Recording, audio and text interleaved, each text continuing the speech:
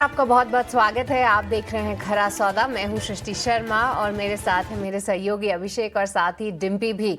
उतार चढ़ाव बाजार में भरपूर है, पर ऐसे में आपके लिए कई सारे बड़े ट्रिगर्स हैं, जहां पर आज तो सबसे बड़ा ट्रिगर टीसीएस का ही है। आपको जल्द ही बताएंगे कि क्या टीसीएस ने निराश किया है या फिर वहां से अच्छे नतीजे आए हैं और अन्य आईटी कंपनीज की भी शायद अब चलने की तैयारी है। ब्रोकरेजेस का क्या कुछ कहना है, इस पर विस्तार से चर्चा करेंगे। पर आज के लिए फिलहाल ग्लोबल बाजारों से बहुत ज्यादा संकेत नहीं आते हुए आपको दिखेंगे। इसके अलावा अगर हम बात करें घरेलू बाजारों की, तो खबरों के लिहाज से बहुत ज्यादा न्यूज फ्लो तो नहीं है, क्योंकि शायद आज पूरी जो नजर रहेगी वो टीसीएस पर ही रहेगी। तो ये समझना काफी इंपॉर्टेंट होगा कि आईटी के लिए अब क्या कुछ जो है बड़े ट्रिगर्स साबित होते हैं। ये सभी पे चर्चा करेंगे। हमारे मेहमान भी हमारे साथ अगले 2.5 घंटे बने रहेंगे। कुछ ही देर में हमारे साथ वो जुड़ भी जाएंगे। पर आइए उसके पहले आपके सामने रख देते हैं वो 4 बड़े ट्रिगर्स जहां पर है बाजार की नजर। अगर डाउ फ्यूचर्स की बात करें तो वहां पर लगभग 150 अंकों की जो है गिरावट देखने को मिल रही है। थोड़ी बहुत नरमी आप वहां पे जरूर देख सकते हैं, पर अब कुछ अहम मैक्रो फैक्टर्स या मैक्रो से रिलेटेड आंकड़ों पर भी नजर रहेगी। अगर यूएस बाजारों की बात करें, गिफ्ट निफ्टी भी हल्की गिरावट के संकेत के साथ 23,580 के पास है। ब्रेंट क्रूड अब $77 के ऊपर जाता हुआ दिखा है। साथ ही सोने में भी थोड़ी सी तेजी बढ़ती हुई दिखी है। एफआईआईज की बात करें तो वहां पर भारी बिकवाली कल हुई है। कैश सेगमेंट में 7,000 करोड़ से भी ज्यादा की उन्होंने बिकवाली की है। टीसीएस के नतीजे जो हैं वो अनुमान के मुताबिक हैं, और कई सारे ब्रोकरेजेस की अगर माने तो कमेंट्री को देखकर, साथ ही नंबर्स के इंटरनल्स को देखकर कुछ ब्रोकरेजेस को टीसीएस पसंद आ रहा है, जिसमें एक सीएलएसए का अपग्रेड तो आया ही है। नोवामा की भी बात करें तो वहां पर भी उन्होंने बड़े टारगेट सामने रखे हैं। आज फोकस में रहेगा अदानी विल्मर का शेयर, क्योंकि यहाँ पर जो है ओएफएस खुलता हुआ नजर आएगा, क्योंकि पेरेंट कंपनी अपनी हिस्सेदारी बेचेगी। ये ऑलरेडी न्यूज़ आ गई थी। ओएफएस का जो है उन्होंने फ्लोर प्राइस जो है तय किया है। साथ ही लुपिन को यूएस एफडीए से एक दवा की मंजूरी मिली है। कल भी लुपिन के लिए एक पॉजिटिव खबर थी। पीतमपुर प्लांट को ईआईआर मिला था। आज एक दवा की मंजूरी के चलते ये काउंटर पर फोकस जरूर रहेगा।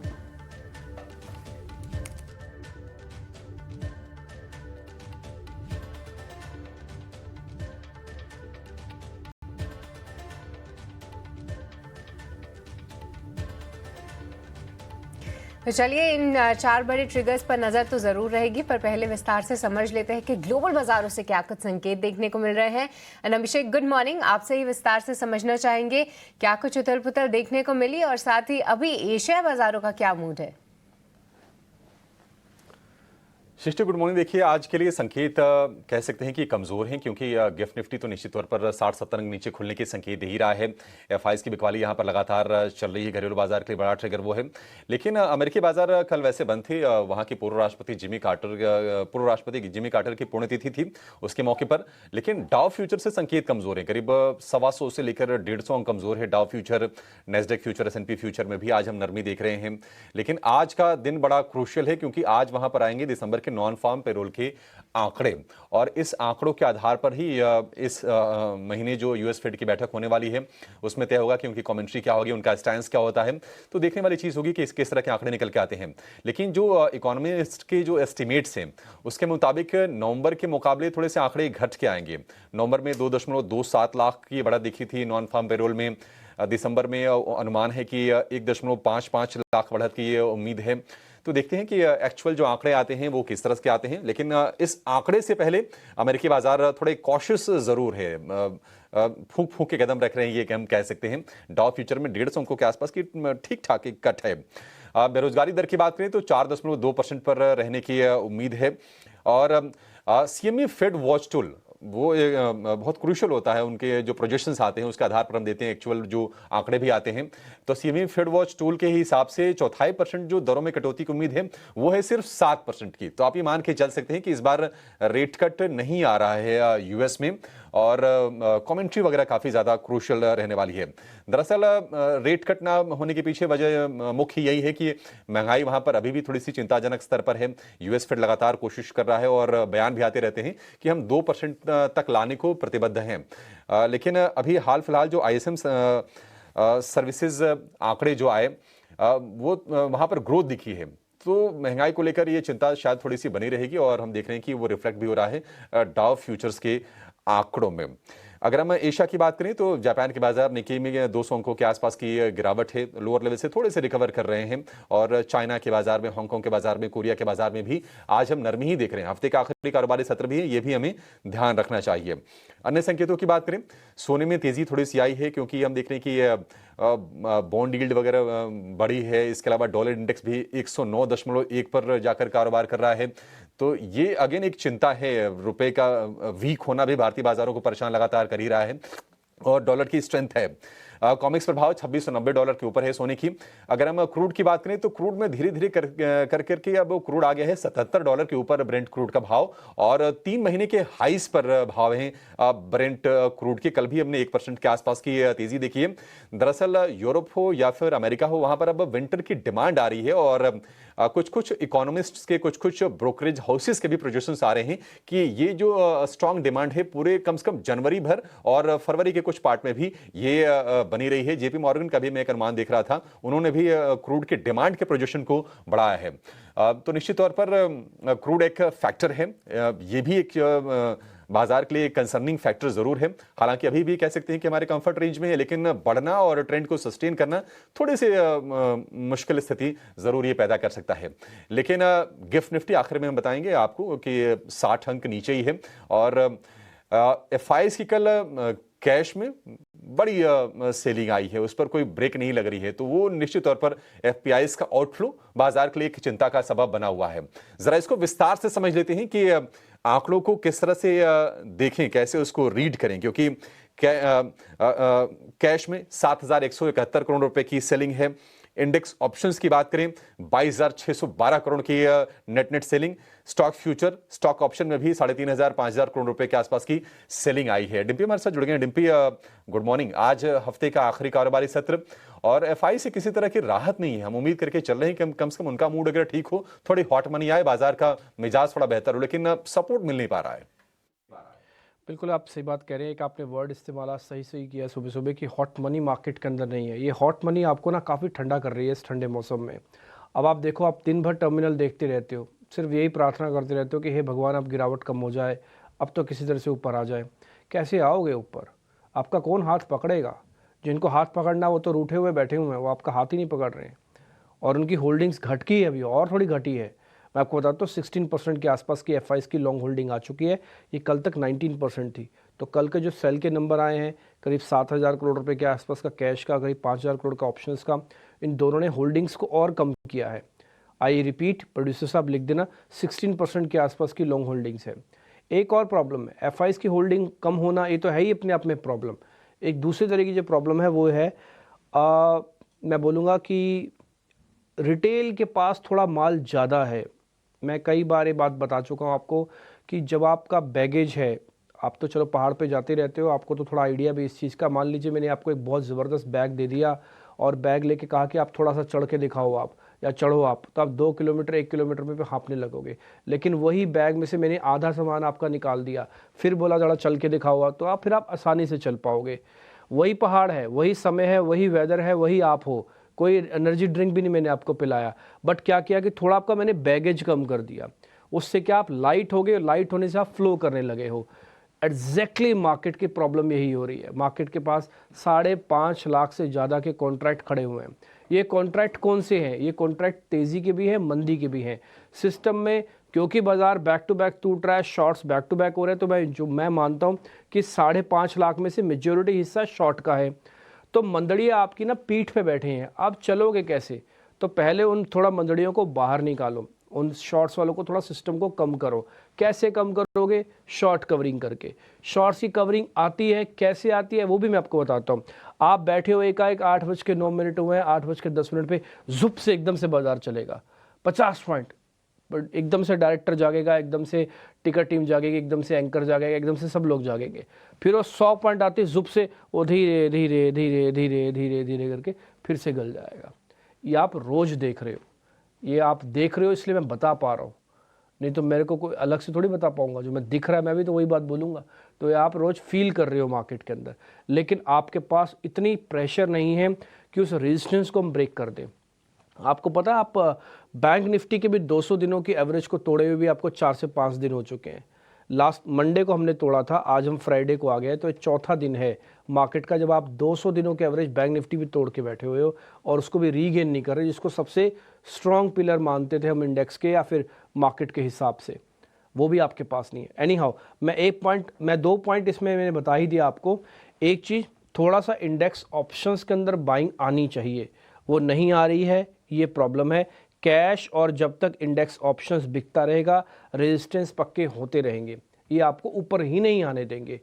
ठीक है, मैं 2 गोल्डन वर्ड्स भी आपको, 2 गोल्डन लेवल्स भी बता देता हूँ, जो मैं 3-4 दिन से लगातार आपको बता रहा हूँ। पहले सपोर्ट की तरह बताता था, अब रेजिस्टेंस की तरह बता रहा हूँ।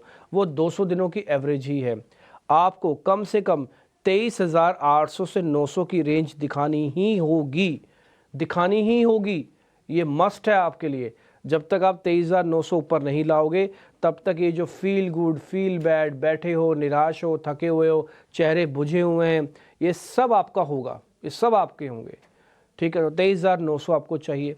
दूसरा, बैंक निफ्टी का लेवल भी अभी बता देता हूँ, गोल्डन लेवल्स, वो है 50,800। वैसे तो 700 है, बट मैंने इसको 800 कर दिया थोड़ा कंफर्मेशन के लिए। तो 50,800 जब तक ये लेवल्स नहीं आएंगे, आप अभी बहुत दूर हो उन लेवल से भी। तो पहले तो ठीक करने के लिए निफ्टी को कम से कम, बैंक निफ्टी को 700-800 पॉइंट चलना होगा और निफ्टी को कम से कम 400 पॉइंट चलना होगा, ये ठीक करने के लिए कि अब हम गिरेंगे नहीं, यही पॉइंट के लिए। दूसरा, मैं एफआईएस पे 1 मिनट के लिए वापस से लौट आता हूँ। इंडेक्स ऑप्शंस में से नंबर कैश तो चलो एकदम से नहीं आएगा, मैं जानता हूँ, बट इंडेक्स ऑप्शंस का नंबर पॉजिटिव आना चाहिए। जब तक आप इंडेक्स ऑप्शंस का नंबर 2 दिन तक पॉजिटिव नहीं देखोगे, बेस नहीं बनेगा। ये मैं आपको बैक टेस्टेड फॉर्मूला बता रहा हूँ। 2 दिन के लिए इंडेक्स ऑप्शंस का नंबर पॉजिटिव आना ही चाहिए। दूसरा पॉइंट, एफआईएस की होल्डिंग करीब अब 25% चाहिए। अब आप इवेंट के पास हो तो 25% की होल्डिंग के लिए कम से कम 10% की होल्डिंग्स का इजाफा करना पड़ेगा। ये 10% एफआईएस की होल्डिंग तभी आएगी जब रिटेल का थोड़ा माल छूटेगा। रिटेल से माल नहीं छूट रहा, रिटेल ने खच माल भर रखा है और वो अपने मार्जिन्स के साथ भी दिक्कत कर रहा है, तो थोड़ा सा शेक करेगा मार्केट। आई होप सो, करना भी चाहिए। ये शेकिंग में थोड़ी बहुत शॉर्ट कवरिंग आनी चाहिए, जिनके पास शॉर्ट्स पड़े हैं वो थोड़े कवर करेंगे तो फिर बात बनेगी, क्योंकि इंडेक्स बहुत हैवी है। ये मैंने ऑलरेडी आपको स्टार्टिंग में एक एग्जांपल के तौर पर भी बताया। बस यही पॉइंट है बताने का। और आप एक और चीज़, अब क्योंकि टीसीएस के नंबर्स आ गए, सृष्टि आपको बता भी देंगे कि नंबर्स कैसे आए क्या नहीं है, बट आप 3 चीज़ पे ध्यान रखिएगा। मैं आपको सेक्टर्स बता रहा हूँ, ये हमने कल स्टडी किया इस पे। फर्स्ट इज़ आईटी, वो तो स्वाभाविक है। सेकंड इज़ बैंक, ये भी स्वाभाविक है। तीसरा जो थोड़ा शेकिंग वाला है वो है ऑटो पे आप ध्यान रखिएगा। ये 3 सेगमेंट आपके लिए बहुत इंपॉर्टेंट है, इनमें भी बाइंग आनी चाहिए। सेक्टोरली चर्निंग इनके लिए पॉजिटिव होनी चाहिए। First is auto, second is bank, third is IT. Weightage के हिसाब से भी इंपॉर्टेंस रखते हैं तीनों। तो ये तीनों मैंने एफआईएस के साथ जोड़ दिया आपको नंबर। एफआईएस आने का ही रास्ता यही है। आप ल्योर कैसे करेंगे? आप एफआईएस को अपनी दुकान पे कैसे बुलाएंगे कि हमारी दुकान से आके कपड़े खरीद लो? भाई पहले कपड़े अच्छे से दिखाओ तो सही, तभी तो एफआईएस आके खरीदेगा भी। तो ये अच्छे कपड़े की दुकान जो है आईटी है, बैंक है और ऑटो है, आपकी दुकान पे तभी चढ़ेंगे, खरीदारी तभी होगी जब अच्छे से डेकोरेट करोगे दुकान को। और मेरे को लग रहा है कि हो जाएगा काम, होप सो। डिम्पी, तो मतलब एक मैं एडिशनल सवाल आज जोड़ रहा हूं, क्या मान के चलें आप, मतलब हम बार बार चर्चा भी करते हैं कि अगर एफआईज आए तो क्यों आए, उनके लिए कोई रीजन होना चाहिए आने का, लौटने का। क्या नतीजे अगर सही आ गए, कि हालांकि रिजल्ट सीजन से पहले हम देख रहे हैं कि बाजार थोड़ा सा कॉशियस है और कॉशियस रहना स्वाभाविक भी होना भी चाहिए। क्या अगर नतीजे थोड़े अच्छे आने शुरू हो जाते हैं, फर्स्ट हाफ तक के नतीजे अगर अच्छे आ गए, क्या एफआईज लौटने शुरू हो जाएंगे? बिल्कुल लौट सकते हैं। आपके पास 3 मेजर ट्रिगर हैं। मैं बोलूँगा 3 लोगों के हाथ में चाबी है। एक्चुअली मैं बोलूँगा तो पहला, देश के वित्त मंत्री के हाथ में चाबी है। अब वो तो आएंगी 1 तारीख को, तो 1 तारीख तक आप बैठे रहोगे, लेकिन मार्केट के अंदर खबरें लीक होती हैं। आपको पता है, सोर्स बेस्ड इंफॉर्मेशन सिस्टम में आती हैं। सोर्स बेस्ड इंफॉर्मेशन अभी तक कहीं भी ऐसी कुछ नहीं आई कि जहां पर ऐसा लगे कि एफआईएस को वापस आना चाहिए। वही पुरानी सी चीज़ें आ रही हैं। मैं तो अपने रिपोर्टर्स को देखता हूँ, वही पुरानी खबर है, डिफेंस पे एलोकेशन बढ़ेगा। अरे भाई, कोई आदमी अपने डिफेंस के एलोकेशन घटाएगा? बोले इंफ्रा पे एलोकेशन बढ़ेगा। इंफ्रा पे कोई एलोकेशन घटाता है? कौन सा देश है जो अपने इंफ्रा पे एलोकेशन घटाएगा? तो ये रूटीन खबरें नहीं चाहिए, एक्स्ट्रा ऑर्डनरी खबरें चाहिए। खबर कैसी आनी चाहिए मैं आपको बताता हूँ।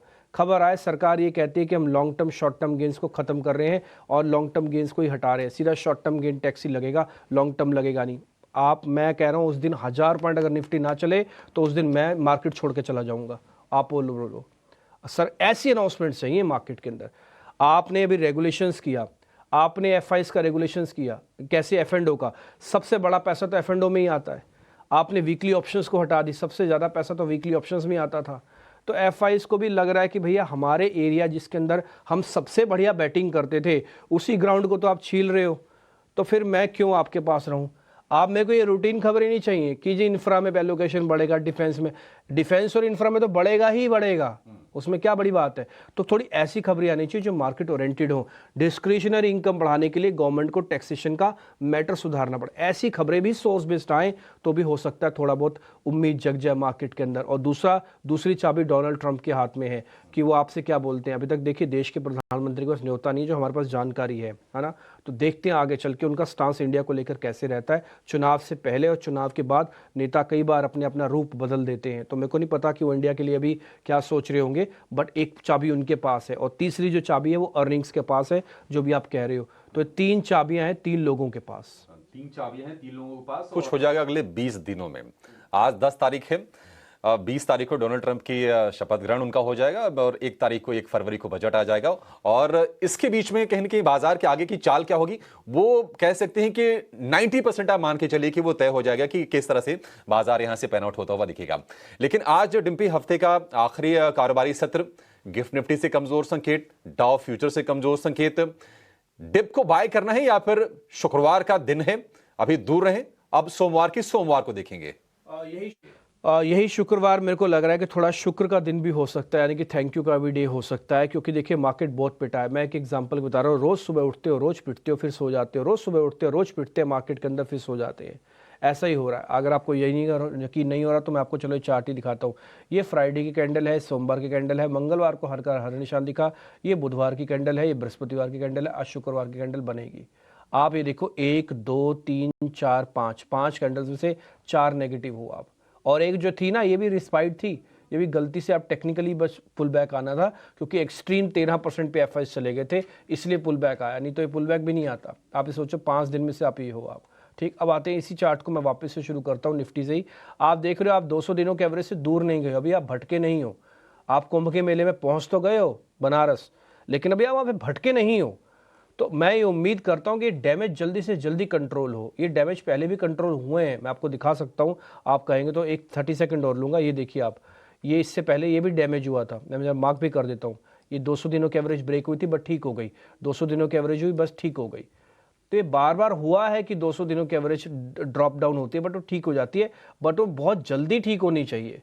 अगर ज़्यादा देर ठीक नहीं होगी ना तो फिर आपको वो मंदी के रसातल में ले जाएगी उठा के। तो ये थोड़ा सा ठीक होना चाहिए, इसकी रिक्वायरमेंट है। ऑलरेडी मैंने दूसरा पॉइंट निफ्टी के अंदर आपको बता दिया, वो इसका हाई ओपन इंटरेस्ट है। 5,45,000 कॉन्ट्रैक्ट खड़े हैं। बताओ आप 5.5 लाख कॉन्ट्रैक्ट इतनी हैवी हो, आप चलोगे कैसे चलोगे आप? अच्छा, आप नीचे भी नहीं जाओगे, क्योंकि नीचे जाने के लिए भी यही ओपन इंटरेस्ट आपको रोक देगा। तीसरा पॉइंट मैंने आपको लेवल्स बता दिया, 23,800 की रेंज जब तक आप क्लोजिंग बेसिस पर नहीं दिखाओगे, 800-900 की रेंज, तब तक बाजार पुल बैक के लिए आप सोचना भी नहीं। हाँ, एक आप काम कर सकते हैं जो पिछले 10 दिन से हम आपको काम करवा रहे हैं, अभी भी कहेंगे वो काम ज़रूर करना, वो है अच्छी वैल्यूएशन पे धीरे धीरे करके माल को एक्युमुलेट करना। आप इस चीज़ से भूल जाओ कि आपके रेट बढ़ेंगे। आप प्लॉट खरीदते हो तब ये सोच के खरीदते हो कि मैं बेचूंगा। आप प्लॉट इसलिए खरीदते हो कि मेरे को अपना घर बनाना है और मेरे अपने घर पे मेरे को अपनी एक छत बनानी है जिसमें मेरे बच्चे और मेरी वाइफ सुरक्षित रह पाए। आप इसलिए मकान खरीदते हो। मकान खरीदते समय कभी बेचने का सोचते नहीं हो आप वैसा ही सोचो कि मैं अच्छी वैल्यूएशन पे अच्छा शेयर खरीद रहा हूँ। प्रॉपर्टी के दाम बढ़ते हैं तो आपके भी दाम बढ़ जाएंगे।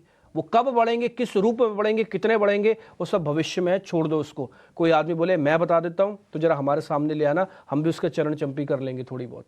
तो वो सब भविष्य के गर्ग में, उसको छोड़ दो। आप सिर्फ वैल्यूएशन के नाम पे अच्छे शेयर थोड़े खरीद लो और अच्छे इंडेक्स को अपने पास जेब में डाल के रख लो। बस इतना ही मैं कहना चाहता हूँ। इसलिए इसका वर्ड इंग्लिश में ईजाद किया गया, वो एक्युमुलेशन है। हिंदी में इसको कहते हैं एकत्रित करना, इकट्ठा करना। इकट्ठा करके गोदाम में डाल दो। छोड़ दो, इतना ही काम करना है। 10 में से 1 लॉट की कैपेसिटी है बस आपकी। ऑलराइट, तो चलिए इकट्ठा करने की स्ट्रैटेजी जो है हल्का हल्का इकट्ठा करने की स्ट्रैटेजी आपको फिलहाल निफ्टी 50 में रखनी है। पर निफ्टी बैंक में क्या करें, क्योंकि वहाँ पे ज़्यादा प्रेशर देखने को मिल रहा है। क्योंकि ये पूरे हफ्ते की बात करें अगर हम डिम्पी, तो हम कहीं ना कहीं इस हफ्ते की शुरुआत हमने 51,000 से करी थी। लगभग 1500 पॉइंट्स तक का करेक्शन जो है डिम्पी हमने पिछले 4 से 5 सत्रों में देख लिया। काफ़ी वीकनेस यहाँ पर भी है, पर क्या इन स्तरों पे थोड़ा थोड़ा एक्यूमुलेट करने की स्ट्रैटेजी जो है निफ्टी बैंक में भी अपनानी है? देखो सृष्टि, एक चीज़ मैं बताता हूँ, अगर आपने क्लास में कोई गलती की है तो आपको पनिशमेंट तो मिलेगी, लेकिन अगर आप होनहार स्टूडेंट हो तो आपको क्या होगा, 4 थप्पड़ की जगह 2 ही थप्पड़ लगाएगा टीचर, बस इतना ही करेगा। लेकिन ये आपको तय करना है कि आप कितने होनहार स्टूडेंट हो। बैंक निफ्टी एक होनहार स्टूडेंट है मार्केट का, वो जल्दी जल्दी अपने लेवल्स को ब्रेक करता नहीं है, बट उसने भी गलती की, उसको भी पनिशमेंट मिलेगी। उसने क्या गलती की, उसने अपने 200 दिनों की एवरेज को तोड़ दिया। ये एवरेज कौन सी थी? 50-500 का लेवल था जो उसने ब्रेक किया। अब जब आप ब्रेक करोगे तो पनिशमेंट तो आपको भी मिलेगी, भले आप होनहार स्टूडेंट ही क्यों ना हो।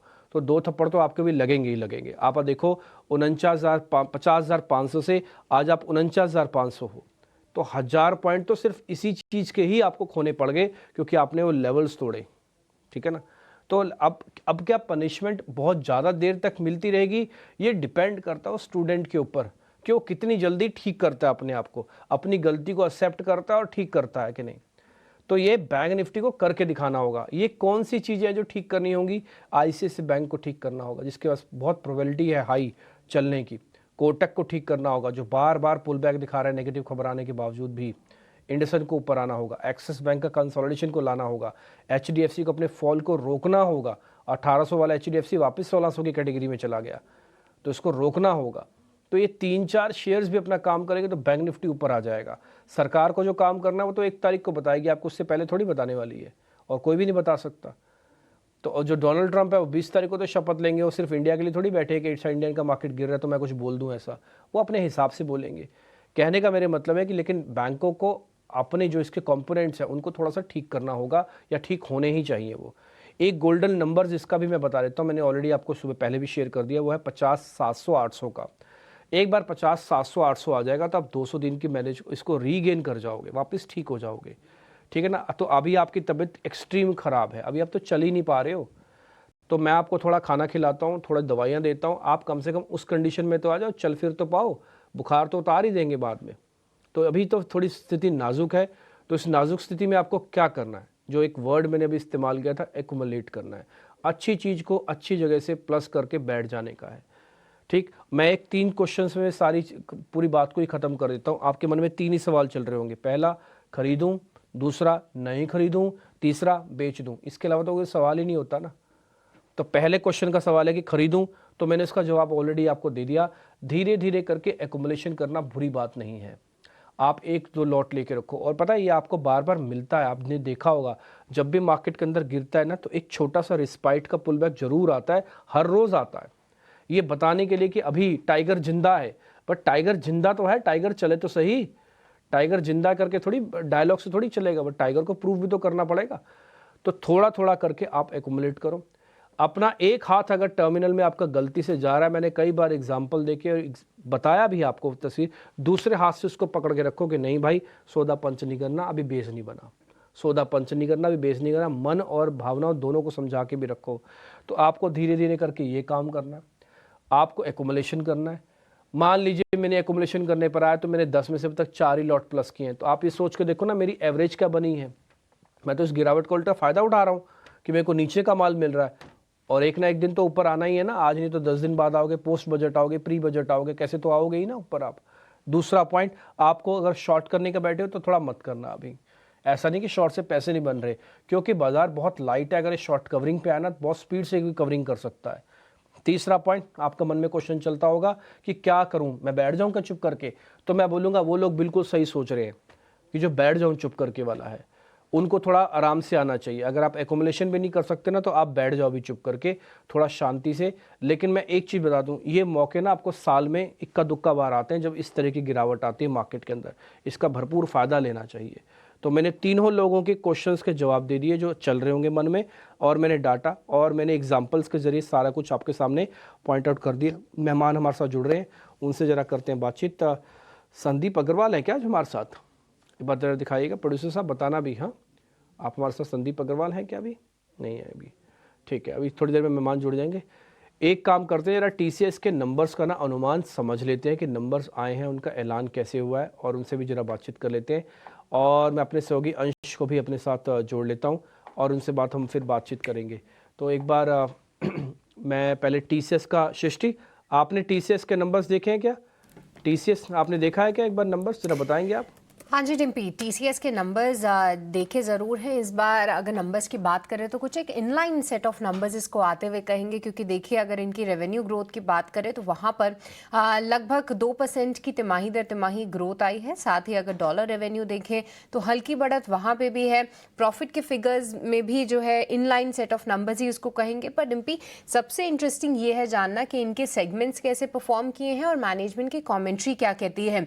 तो सेगमेंट्स में हालांकि बीएफएसआई से कोई निराशा हाथ नहीं लगी है, ये एक पॉजिटिव ट्रिगर है। साथ ही जो कम्युनिकेशन वर्टिकल है उसमें थोड़ा बहुत डिक्लाइन जरूर आया है। एनर्जी सेक्टर ने अच्छा प्रदर्शन किया है। अदर एक सेगमेंट है वो धीरे धीरे करके बढ़ रहा है, और साथ ही रीजनल मार्केट से जो है इनको सपोर्ट मिला है।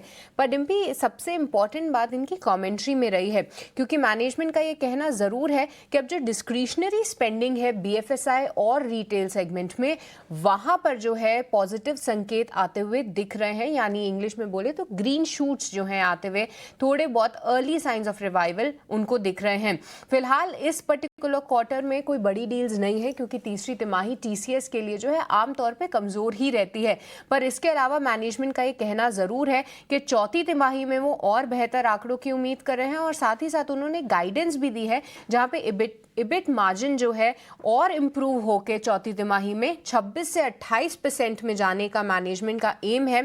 साथ ही बीएसएनएल से जो उनको पूरी जो उनको एक्सपीरियंस मिला है टेलीकॉम वर्टिकल में, आने वाले टाइम में उनका फोकस रहेगा। और साथ ही कई सारी चिंता जो है यूएस के बाजारों को भी लेके थी, तो टीसीएस के मैनेजमेंट का मानना है कि जब डोनाल्ड ट्रंप आ जाएंगे उसके बाद और क्लैरिटी मिलेगी।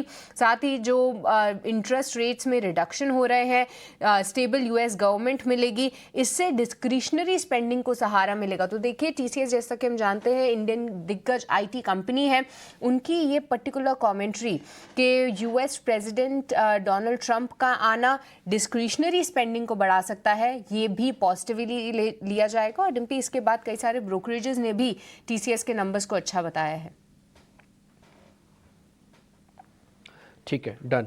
सृष्टि, आपने सारे नंबर्स बता दिए। अगर मैं आपसे एक वन लाइनर पूछूं आउट ऑफ 10, तो इस पूरे नंबर्स की कमेंट्री, नंबर्स देखने के बाद ये नंबर्स कितने अच्छे हैं, आप मेरे को पॉइंट्स में बता सकते हो कि ये 6 में अच्छा है, 7 अच्छा है, 8 अच्छा है, कितना नंबर अच्छा है ये आउट ऑफ 10? 8 मार्क्स तो मैं दूंगी टीसीएस को 10 में से। 8 मार्क्स दे सकते हैं, ठीक है, डन। तो 10 में से 8 है, तो मेरे को समझ में आ गया कि मेरे को आज क्या करना है। 10 में से 8 मार्क्स है, और आपने सारे पॉइंट्स भी अच्छे से बताए हैं। मैं संदीप अग्रवाल को भी अपने साथ जोड़ लेता हूँ, आईटी एनालिस्ट हैं सोवेलियो इन्वेस्टमेंट्स के। संदीप भाई, बहुत शुक्रिया, थैंक यू वेरी मच। बातचीत हो रही है आपसे नए साल में। पहले तो आपको नए साल की बहुत शुभकामनाएं। जो क्वेश्चन मैंने अभी सृष्टि से पूछा, एग्जैक्टली सर यही क्वेश्चन मैं अभी आपसे पूछूंगा, बाद में थोड़ा इसकी डिस्क्रिप्शन पूछता हूँ मैं। आप मेरे को सिर्फ ये बता दीजिए, आउट ऑफ 10 टीसीएस को मैं कितने मार्क्स दे सकता हूँ? ये नंबर्स कितने अच्छे हैं, including the commentary, including the factual data. नमस्कार, सुप्रभात। आपको भी नई साल की बहुत बहुत शुभकामनाएं। इन जो मार्क्स देना है 10 में से, उसको दो तरह से दिया जा सकता है। पहला, एक्चुअल जो क्वार्टर के नंबर है उसमें 10 में से 3 या 4 दिया जा सकता है, और दूसरा फ्यूचर आउटलुक के तरह से वहाँ पे 10 में से 8 दिया जा सकता है। हमेशा इन्वेस्टर्स जो होते हैं वो फ्यूचर के ऊपर ही निर्भर करता है, और एक्चुअल जो आता है क्वार्टर का उसको बहुत ज्यादा वेटेज नहीं मिलता है। तो इस तरह से मैं इन नंबर्स को देखता हूँ। तो संदीप, बस मेरे को एक लाइन में आपसे और समझना, अच्छा क्या था और बुरा क्या था इसके अंदर, नंबर्स के अंदर? आउटलुक बहुत अच्छा है, और करंट क्वार्टर का जो नंबर्स थे वो उतने अच्छे नहीं थे, except for order book. Order book बहुत अच्छी है, स्ट्रांग है, और रिवाइवल कंज्यूमर में और बीएफएसआई में जो मैनेजमेंट बता रहे हैं, that is a positive sign, because इन दोनों सेगमेंट का वेटेज काफी होता है, अराउंड 50%। तो अगर इनमें रिवाइवल है और ऑर्डर बुक अगर क्वार्टर ऑन क्वार्टर 17% से बढ़ी है तो ये बहुत ही अच्छी साइन है। ठीक है संदीप, एक छोटा सा क्वेश्चन हो रहा है, क्या जो भी नंबर्स आए हैं ये प्राइस के अंदर अभी डिस्काउंट है? क्योंकि आप 10 में से 8 दे रहे हो फ्यूचर वाला, तो ये क्या अभी और डिस्काउंट होगा, यानी कि और बढ़ सकता है शेयर?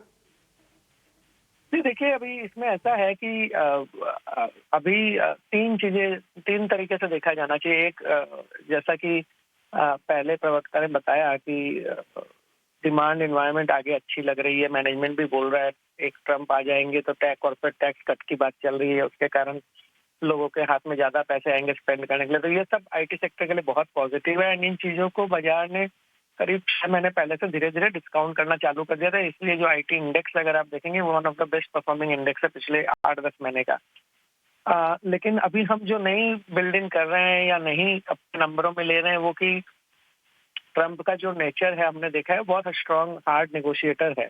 तो अगर हमारी कंपनियां अच्छा पैसा कमाएगी, अच्छा पैसा बनाएगी तो क्या वो उनको सिंपली छोड़ देंगे या फिर उन पे भी कोई cost of doing business increase होगा, उस पर डिपेंड करेगा कि फ्यूचर क्या होगा। मेरे को लगता है कि थोड़ा बहुत हमारा cost of doing business in US market can also increase, और अगर वो होता है तो ऑब्वियसली वो चीजें आज के दिन स्टॉक्स में नहीं इनबिल्ट है। जो इनबिल्ट है वो सिर्फ पॉजिटिव इनबिल्ट है, जो फ्यूचर में कुछ नेगेटिव या कॉस्ट के साइड से कुछ नेगेटिव हो सकता है वो बिल्ट इन नहीं है। मगर ये स्टॉक पर्टिकुलरली टीसीएस पिछले कुछ महीनों से वीक से अंडर परफॉर्म कर रहा है, उसके कारण मुझे लगता है कि अभी ये प्राइस टू परफेक्शन पे है, यहाँ से बहुत ज्यादा नीचे जाना नहीं चाहिए, मुझे ऐसा लगता है। ठीक है, बहुत अच्छे से सर आपने बताया संदीप भाई, पहले तो थैंक यू वेरी मच। आपने पूरी स्टोरी को बहुत ही कम शब्दों में सारा समझा दिया। ये प्राइस टू परफेक्शन वर्ड बहुत बढ़िया आपने दिया। इस समय टीसीएस के प्राइस टू परफेक्शन के आसपास है। नंबर्स इंडिकेट कर रहा है, 8 नंबर जो दिए हैं ये फ्यूचर को देख के दिए गए हैं 10 में से। दूसरा, यूएस के अंदर जो स्पेंडिंग अगर बढ़ती है तो बहुत बड़ा प्लस पॉइंट होगा और इंडिया के अंदर भी इसका बेनिफिट हो सकता है इसके क्वार्टरली नंबर्स के तौर पर। तो कुल मिला के टीसीएस के नंबर से नेगेटिविटी कम, पॉजिटिविटी आपको ज़्यादा आ रही है। ये लबोलबाब है, मैं ज़्यादा टेक्निकल पेचों में नहीं जाऊंगा, इसका डॉलर करेंसी क्या है, फलानी करेंसी क्या, इससे आपको भी कोई ख़ास लेना देना नहीं होता। आपको भी ये समझना होता है कि नंबर्स आउट ऑफ कितने अच्छे माने जाएं और इस पर हमको करना क्या है। तो गेस्ट ने ये बता दिया प्राइस टू परफेक्शन है, ज़्यादा नीचे जाना नहीं चाहिए, ऊपर जाएगा। दूसरों ने बता दिया कि आगे का फ्यूचर ठीक है। और तीसरा, अभी तक के नंबर्स देखा जाए तो वो वैसे ठीक ठीक है लेकिन फ्यूचर ठीक समझ में आ रहा है। बहुत शुक्रिया आपका Sandeep, thank you very much समय देने के लिए। रचित खंडेलवाल और सुनील सुब्रमण्यम आज के हमारे 2 मेहमान हैं, उनसे हम करेंगे बातचीत और धीरे धीरे करके मेहमान जुड़ते जाएंगे। सुनील सर पहले तो शुक्रिया, थैंक यू वेरी मच समय देने के लिए। रचित भाई आपका भी बहुत बहुत शुक्रिया, थैंक यू वेरी मच समय देने के लिए। आप जरा टेक्निकली बताइए, आप एक तो मार्केट्स को कैसे रीड कर रहे हैं जल्दी से, और दूसरा अपने शेयर्स भी सर, आज के ओपनिंग के शेयर्स प्लीज़। सर देखिए, सबसे पहले सबसे इम्पोर्टेंट आपको सभी स्टूडियो में जो लोग हैं और दर्शकों को, मेरे फेलो पैनलिस्ट को नमस्कार and thank you for having me here.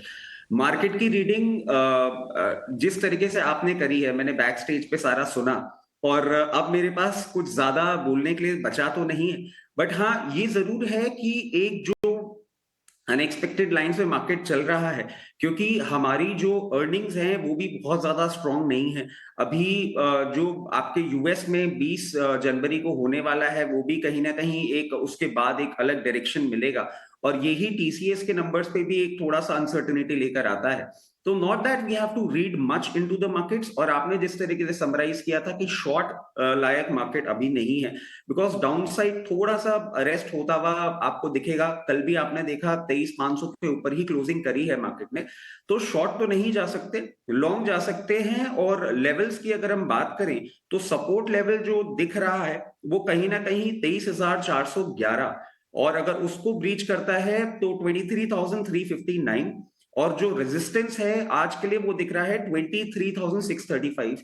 इस रेंज को ब्रीच करता है मार्केट तो ही आगे का कोई डायरेक्शन बन सकता है, आज के लिए यही रेंज रहेगी। बैंक निफ्टी में भी आप देखें 49,080 का सपोर्ट है और रेजिस्टेंस 50,061, 50,061। जहां तक बात है ट्रेडिंग कॉल्स की, तो आज हमारी तरफ से टाटा मोटर्स आप देख सकते हैं, टाटा मोटर्स अच्छा लग रहा है और इसको आप अगर शॉर्ट टू मीडियम टर्म के लिए लेना चाहें तो ले सकते हैं। इसके लिए आप देखें JLR सेल्स का जो अपडेट आया था उसमें होलसेल्स नंबर थोड़े से इंप्रूव हो रहे हैं।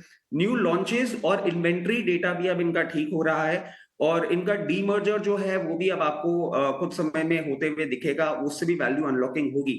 तो यहां पे आप बाय करें, स्टॉप लॉस होगा 720 720 का और टारगेट जो शॉर्ट टर्म के लिए आप लेके चल सकते हैं वो होगा 850 850 और 910 रुपए। उसके बाद दूसरी कॉल जो कि हमें लग रहा है गवर्नमेंट की जो अभी बहुत ज्यादा पाइलअप है, अभी आप देखें गवर्नमेंट ने स्पेंडिंग अपनी पूरी खत्म नहीं करी है। 31 मार्च 2025 तक की जो स्पेंडिंग थी वो अभी बाकी है और मैं समझता हूं उसको पुश करने के लिए कहीं ना कहीं इंफ्रा ऑर्डर्स अभी हम एक्सपेक्ट कर सकते हैं कि आते हुए दिखे आपको। तो LNT पे आप बिल्कुल नजर बना के चल सकते हैं और LNT करंट लेवल्स पे आप बाय पोजीशन बनाएं। स्टॉप लॉस 3450 3450 रुपए, टारगेट 3640 एंड 3790। इन दो टारगेट के लिए आप शॉर्ट टर्म के लिए LNT में भी अपनी बाय पोजीशन बना सकते हैं। ठीक है, रचित जी के दो शेयर और दोनों के दोनों इंडेक्स के प्लेयर टाटा मोटर्स हो गया और LNT इंफ्रा प्ले बजट पर नजर है कहीं ना कहीं, उसके लिए आपको ये खरीदने की सलाह है। रचित जी एक छोटा सा प्रश्न और है, ड्यूरेशन क्या रखें, कब तक ये टारगेट हासिल हो जाएंगे? मैं समझता हूं आपको ये दोनों ही टारगेट प्री बजट देखने को मिल सकते हैं। प्री बजट यानी कि यहां से अगर 20 दिन का समय भी बचा हुआ है तब तक के लिए आप इसको होल्ड कर सकते हैं, ये दोनों के दोनों शेयर अगर आपके टारगेट्स नहीं आते हैं तब तक। ठीक है, बढ़िया है। एक और एक्सपर्ट को जोड़ लेते हैं, हमारे साथ जुड़ गए हैं अक्षय भागवत, बाजार के एक और दिग्गज हैं, टेक्निकल एक्सपर्ट हैं, रोज आपसे मिलते भी हैं। अक्षय जी बहुत शुक्रिया आपका समय देने के लिए, स्वागत है आपका 18 आवर स्वदेश पर। अपने आप शेयर बता दीजिए अक्षय जी, उसके बाद हम धीरे धीरे करके खबरों वाले शेयर पर भी व्यू लेंगे आपसे। Good morning to all. तो दो जो रिकमेंडेशंस है, मैं एक बाई की तरफ और एक शॉर्ट की तरफ रखना पसंद करूंगा। करंट मार्केट कंडीशंस चॉपी है, दोनों तरफा मूवमेंट आपको वोलेटिलिटी में दिख सकती है। उसके चलते जो सबसे पहला कैंडिडेट है वो शॉर्टिंग कैंडिडेट है। एक्सिस बैंक आपको शॉर्ट करना है करंट मार्केट खुलते खुलते। एक वीक टेक्निकल सेटअप है और 8-10 दिन की साइडवेज कंसोलिडेशन के बाद मोमेंटम लोअर लेवल पे पिकअप होगी, ये मानना है, क्योंकि बैंक निफ्टी में भी कहीं ना कहीं 50,000 का इंपॉर्टेंट 6 महीने का सपोर्ट ब्रीच कर दिया, तो एक बैंकिंग में शॉर्ट होना बहुत जरूरी है। 1022 और 1000 ये दो शॉर्टिंग के टारगेट्स रहेंगे एक्सिस बैंक में और इसमें आपको 1080 का स्टॉप लॉस बनाना है। दूसरा रिकमेंडेशन है भारतीय एयरटेल टेलीकॉम स्पेस से, जो एक 8 से 10 ट्रेडिंग सेशन से एक सपोर्ट बेस बनता हुआ नजर आ रहा है और एक ब्रेकआउट की तैयारी कर रहा है। शॉर्ट टर्म ब्रेकआउट है ये, तो इसमें हम एक ब्रेकआउट एंटिसिपेट करके बाय करने की राय देंगे for targets of 1685, second target 1705 और ये ट्रेड में आपको 1557 का स्टॉप लॉस बनाना है। तो भारतीय एयरटेल में आपको खरीदने की सलाह है 1685 रुपए के टारगेट और 1557 रुपए के स्टॉप लॉस। और एक्सिस बैंक में आपके लिए सेल की रिकमेंडेशन है, एक बाय एक सेल हो गया अक्षय जी की तरफ से। सुनील सुब्रमण्यम भी हमारे साथ हैं, दिग्गज मार्केट एक्सपर्ट हैं, फंड मैनेजर रहे हैं। Sunil sir thank you so much आज हमें समय देने के लिए। आपसे ना एक क्वेश्चन सर बजट को लेकर ही हो गया, क्योंकि तमाम लोगों ने यही सवाल आपसे पूछ भी रहे होंगे ऑफलाइन भी कि बजट आ रहा है क्या खरीद लें। हम भी आपसे यही पूछ रहे हैं सर, तमाम जो हमारे लाखों जो दर्शक हैं उनका सवाल आपके सामने रख रहे हैं कि बजट से पहले आपको कौन से स्पेसेस आपको लग रहा है कि अट्रैक्टिव अभी भी हैं वैल्यूएशन के हिसाब से और ग्रोथ को पुश करेगा आने वाला बजट? मेरे ख्याल में इस बजट में पिछले बजट से बदलाव जो दिखेंगे वो होगा एक इंक्रीमेंटल एफर्ट ऑन पॉपुलिज्म। कारण ये कह रहा हूँ कि क्योंकि कैपेक्स पे जो फोकस रहा है पिछले साल आपने देखा कि गवर्नमेंट जितना कैपेक्स से उम्मीद रख रही थी उतना खर्चा नहीं कर पाई, क्योंकि ओवरऑल इकोनॉमी में एक मजबूती की जरूरत थी। खाली रोड और एयरपोर्ट और पोर्ट में बनाने में इतना नहीं उन्हें अचीव कर पाए। तो इसीलिए सेकंड चीज है कि आपको याद रखना चाहिए कि पिछले जो लोकसभा इलेक्शन वो उतना अच्छा नहीं चला गवर्नमेंट के लिए, और उसके बाद जो हरियाणा और महाराष्ट्र के इलेक्शन में उन्होंने थोड़ी गिव अवेज के थ्रू एक अच्छा वोटर की एक सपोर्ट हासिल कर दिया। तो और अभी आने वाले दिन में बिहार और यूपी में भी बड़े इलेक्शन सामने आ रहे हैं, तो बजट के अंदर ही थोड़ा पॉपुलिज्म के लिए रूम क्रिएट करेंगे, मगर डेवलपमेंट को हाथ नहीं छोड़ेंगे। इसलिए डेवलपमेंटल पॉपुलिज्म मैं एक शब्द इस्तेमाल करता हूं इसको एक्सप्लेन करने के लिए। तो उसका इम्पैक्ट ये होगा, क्योंकि कैपेक्स का बेस तो लो होगा, इस साल वो 11 लाख करोड़ शायद खरीद नहीं पाएंगे तो उसके ऊपर ग्रोथ दिखाएंगे जरूर, मगर ओवरऑल बजट के मैथ में देखें तो रेवेन्यू एक्सपेंडिचर का थोड़ा ज्यादा हिस्सा होगा, क्योंकि सबको पता है कि एफएमसीजी सेक्टर बहुत वीक है in terms of demand. Rural demand में थोड़ा पिकअप था, मगर अर्बन लोअर एंड में था। तो गवर्नमेंट में थोड़ी शायद टैक्स के थ्रू थोड़ी गिव अवेज हो सकते हैं, कुछ भी एक स्कीम्स, गवर्नमेंट स्कीम्स की खर्चा towards the bottom end of the pyramid हो सकता है। तो मेरे ख्याल में क्योंकि एफएमसीजी में कुछ दिलचस्पी नहीं रही है, वैल्यूएशंस भी आज गिर गए हैं और कुछ का माहौल ठीक नहीं है, मगर बजट से वो पॉपुलिज्म के कारण थोड़ा एक बूस्ट अगर हो गया तो इमीडिएट एक शॉर्ट टर्म में एफएमसीजी में बाउंस बैक हो सकता है, ये मेरी ख्याल है। तो अगर उसमें सेफ्टी भी है क्योंकि एफएमसीजी सेक्टर चली नहीं है, तो अगर आप निवेश थोड़ा थोड़ा एफएमसीजी कंजम्पशन बास्केट में करेंगे तो आपको डाउनसाइड कम है, मगर अगर बजट में कुछ अच्छा बहुत बड़ा ऐलान हो गया इसके बारे में तो शायद वो स्टॉक्स में और वो सेक्टर में रैली हो सकती है। तो प्री बजट कुछ भी खरीदना है, मैं कहूंगा कि कंजम्पशन की फंड्स में आप फोकस कीजिए। कैपेक्स और इंफ्रास्ट्रक्चर के लिए मैं अभी वेट करूंगा कि गवर्नमेंट कितना फोकस दे रही है, कहाँ दे रही है। तो अभी कैपेक्स और इंफ्रा में खरीदना मैं नहीं सपोर्ट करूंगा, बजट के लिए वेट करेंगे। एनर्जी, डिफेंस, कैपेक्स, ये सब सेक्टर के लिए थोड़ा वेट कीजिए, मगर कंजम्पशन एक सेफ बाय प्री बजट मुझे लग रहा है। तो म्यूचुअल फंड के कंजम्पशन बास्केट में डालना इंपॉर्टेंट है। क्यों? क्योंकि एफएमसीजी के अलावा कंज्यूमर डिस्क्रिशनरी भी होता है, तो एक डाइवर्सिफाइड बास्केट कंजम्पशन बनता है। खाली एफएमसीजी जाके ना खरीदे, एक कंजम्पशन फंड में अगर पैसा डालेंगे, शायद मेरे ख्याल में एक प्री बजट के लिए वो एक सेक्टर मुझे अच्छा दिख रहा है सामने। पे खास तौर से ध्यान रखना है कि प्री बजट रैली में उम्मीद है कि कंजम्पशन जो है फोकस में रहेगा। तो देखते हैं किस तरीके से ये स्टॉक्स परफॉर्म करते हैं। पर चलिए अब आइए आगे बढ़ते हैं और समझते हैं कि आज खबरों के लिहाज से कौन से काउंटर्स रहेंगे फोकस में, और साथ ही ब्रोकरेजेस की कॉल कहाँ पर आई है। ये लिस्ट के साथ हमारे साथ तैयार है रिया और साथ ही साथ वरुण। तो रिया, सबसे पहले आप बताइए आज खबरों वाले शेयर्स कौन से हैं? जी, तो सबसे पहले इरेडा आज फोकस में रहेगा। उनके क्वार्टर 3 का रिजल्ट आया है, अच्छे नंबर्स पोस्ट किए हैं। नेट इंटरेस्ट इनकम जो है वो 39% से ऊपर गया है, 622 करोड़ पे फिगर आया है। पीपीओपी भी 35% से बढ़ा है और जो नेट प्रॉफिट है वो 27% से बढ़ा है। लेकिन NPS quarter on quarter basis पे थोड़े बढ़ गए हैं। लुपिन आज फोकस में रहेगा क्योंकि यूएस एफडीए से टेंटेटिव अप्रूवल मिला है इवाकाफ्टर ओरल ग्रैन्यूल्स के लिए। वोडाफोन आइडिया भी फोकस में है क्योंकि उनके बोर्ड ने फंड रेज का अप्रूवल दे दिया है रुपीज़ 1910 करोड़ के लिए और इसकी इशू प्राइस रहेगी रुपीज़ 11.3। मैज़गॉन डॉक फोकस में है क्योंकि उन्होंने 6 स्कॉर्पियन क्लास सबमरीन डिलीवर कर दिया है इंडियन नेवी को। आईआरबी इंफ्रा भी फोकस में है। आईआरबी इंफ्रा और आईआरबी इंफ्रा ट्रस्ट जो है उन्होंने साथ में मिलकर 19% ईयर ऑन ईयर ग्रोथ दिखाया है दिसंबर 2024 के टोल कलेक्शन में। अडानी विल्पर पे भी नज़र रहेगी क्योंकि जो अडानी कमोडिटीज़ है फाउंडर वो 175.4 मिलियन शेयर्स बेचने वाले हैं एक ओएफएस के थ्रू, जो जनवरी 10 से लेकर जनवरी 13 पे होगा और इसकी फ्लोर प्राइस है रुपीज़ 275 पर शेयर। आदित्य बिरला कैपिटल ने एनसीएलटी से परमिशन सीख की है अमेलगमेशन के लिए आदित्य बिरला फाइनेंस के लिए कंपनी के साथ में। एसआरएफ फोकस में है क्योंकि उन्होंने एक क्लैरिफिकेशन इशू किया है जो रिपोर्टेड प्राइस हाइक है यूएस रेफ्रिजरेंट गैस डिस्ट्रीब्यूटर के लिए वो सिर्फ यूएस मार्केट के कॉन्टेक्स्ट में है और इंडियन बिजनेस पे इसका कोई फ़र्क नहीं आएगा।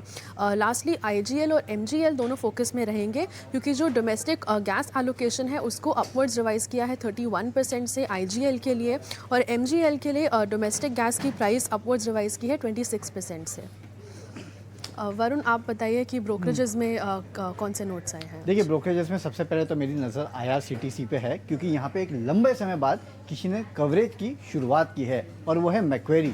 और यहाँ पे प्राइस टारगेट जो दिए गए हैं वो 900 रुपये के दिए गए हैं, यानी कि कल की क्लोजिंग से करीब 20% का अपसाइड जो है वो मैक्वेरी IRCTC पे देख रहा है। अब ये कह रहा है कि देखिए, इंडियन रेलवेज में टिकटिंग में ये एक मोनोपोली रखते हैं, no doubt. Free cash flow काफ़ी अच्छा जनरेट करते हैं और मार्जिन अच्छे हैं। आगे चल के ROE जो है करीब 30% के आसपास रह सकते हैं। अच्छे खासे 2 टाइम्स रिटर्न्स आपको देखने मिल सकते हैं ओवरऑल अर्निंग्स में। इसके लिए इन्होंने शुरुआत की है कवरेज की और 900 रुपये के प्राइस आगे जो है IRCTC पे दे रहे हैं। इंडसइंड बैंक पे नज़र रखिएगा, गोल्डमैन की तरफ से यहाँ पे डाउनग्रेड आया है, खरीदारी से अब न्यूट्रल का कॉल है। प्राइस टारगेट करीब 1318 से कम करके 1090 का इन्होंने किया है। इनका कहना है कि जो डेलिक्वेंसीज यानी कि जो एनपीएस है, दिक्कतें हैं, वो इस बैंक में बढ़ रही है, खासकर रिटेल पोर्टफोलियो में, कमर्शियल रिटेल पोर्टफोलियो में। वो एक दिक्कत की बात है। इसके चलते इन्होंने अपने ईपीएस एस्टिमेट जो है FY25 से 27 तक 5 से 18% की कटौती उसमें की है। आयशा मोटर्स मैनेजमेंट मीट की है CLSA ने और यहाँ पे होल्ड का कॉल दे रहा है। प्राइस टारगेट में हल्की कटौती है, 4,909 से काट के 4,883 का ये दे रहा है। ये कह रहे हैं कि मैनेजमेंट जो है हायर वॉल्यूम पे टारगेट कर रहे हैं। इम्प्रूवमेंट एबिटा मार्जिन जो है उसके स्केल बेनिफिट जो है इस कंपनी को मिलेंगे और कहीं ना कहीं बाकी सेगमेंट जो है 350cc, 450cc, 650cc वहाँ पे कंपनी ग्रो करने की कोशिश पूरी कर रही है। बजाज फाइनेंस CLSA का आउट परफॉर्मर का कॉल है, 9,200 का प्राइस टारगेट है। इनका कहना है कि FY26 में अगर आप देखेंगे तो पैट में फिर से एक बार आपको कंपाउंडिंग रिटर्न्स जो है वो देखने मिल सकते हैं। कुछ साल पहले तक अगर आप देखेंगे थोड़े यानी कि हाल फिलहाल में रिटर्न्स थोड़े कम हो गए थे।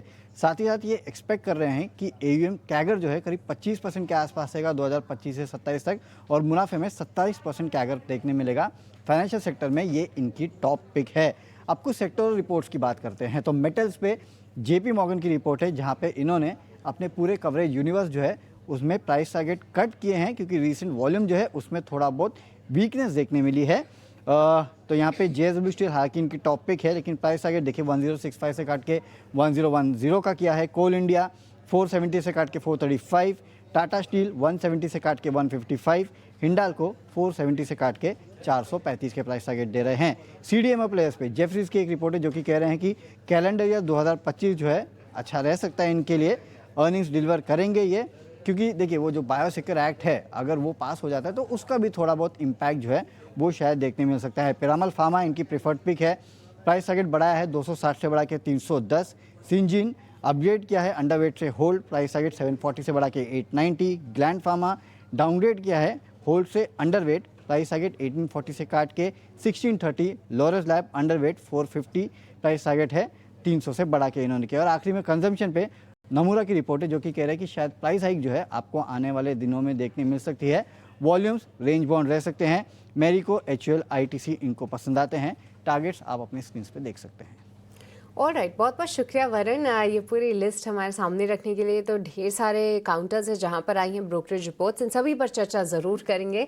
हमारे मेहमान ढेर सारे काउंटर्स रहेंगे जहाँ पर अपडेट्स के चलते या फिर खबरों के चलते एक्शन देखने को मिल सकता है। और आज एडा के भी नंबर्स आए हैं जहाँ पर Q3 अपडेट्स जो हैं वो अच्छे देखने को मिले हैं। कंपनी की NII में लगभग 40% की बढ़त देखने को मिली है, प्रॉफिट में भी उछाल है सारदल सार, पर इसी के साथ NPS जो है वो थोड़े से बढ़ते हुए ज़रूर नज़र आए हैं अगर हम quarter on quarter in numbers को कंपेयर करें तो। एक बार आपसे रचित माफ़ कीजिएगा चार्ट चेक लेना चाहेंगे क्योंकि एडा का शेयर हालांकि थोड़ा सा ऐसा मूव ज़रूर दिखा रहा था कि निचले स्तरों से ऊपर आएगा, पर कल का मूव फिर से वो मूवमेंट और वो उस होप को फिजल आउट करते हुए कैसे देख रहे हैं आप एडा को टेक्निकल्स पे?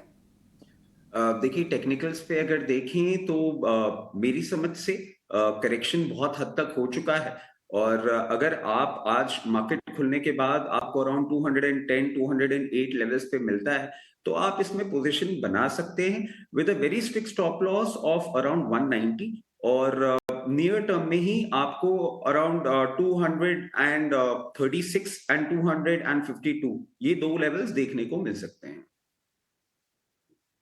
तो नियर टर्म में जो लेवल्स हैं उनको वॉच आउट करना है इरडा के लिए। पर आज कई सारे मेटल काउंटर्स पर भी फोकस रहेगा क्योंकि JP मॉर्गन का जो नोट आया है उन्होंने कई सारी कंपनीज पे across all the major companies पे अपने जो लक्ष्य हैं उसको घटाया है। उनका ये ज़रूर कहना है कि जो आउटलुक है आने वाले टाइम में वो थोड़ा सा चैलेंजिंग ज़रूर बना हुआ है, जहाँ पे प्रोडक्शन ग्रोथ में थोड़ी सी गिरावट देखने को मिली है। साथ ही चाइना से जो इम्पोर्ट आ रहा है उसका प्रेशर तो ज़रूर बना हुआ है। साथ ही हाल फिलहाल कोई बहुत ज़्यादा ट्रिगर्स हैं भी नहीं। एक बार सुनील सर आपसे ही समझना चाहेंगे मेटल्स पर आप क्या नज़रिया रखते हैं, क्योंकि चाइना बूस्ट को लेकर ये थीम पिछले साल अगर हम देखें तो साल के एंड तक थोड़ा सा इसमें होप ज़रूर आने लगी थी, पर फिर से एक बार मोमेंटम फिजल आउट हो रहा है। मेटल्स एज अ पैक कैसे प्ले करें?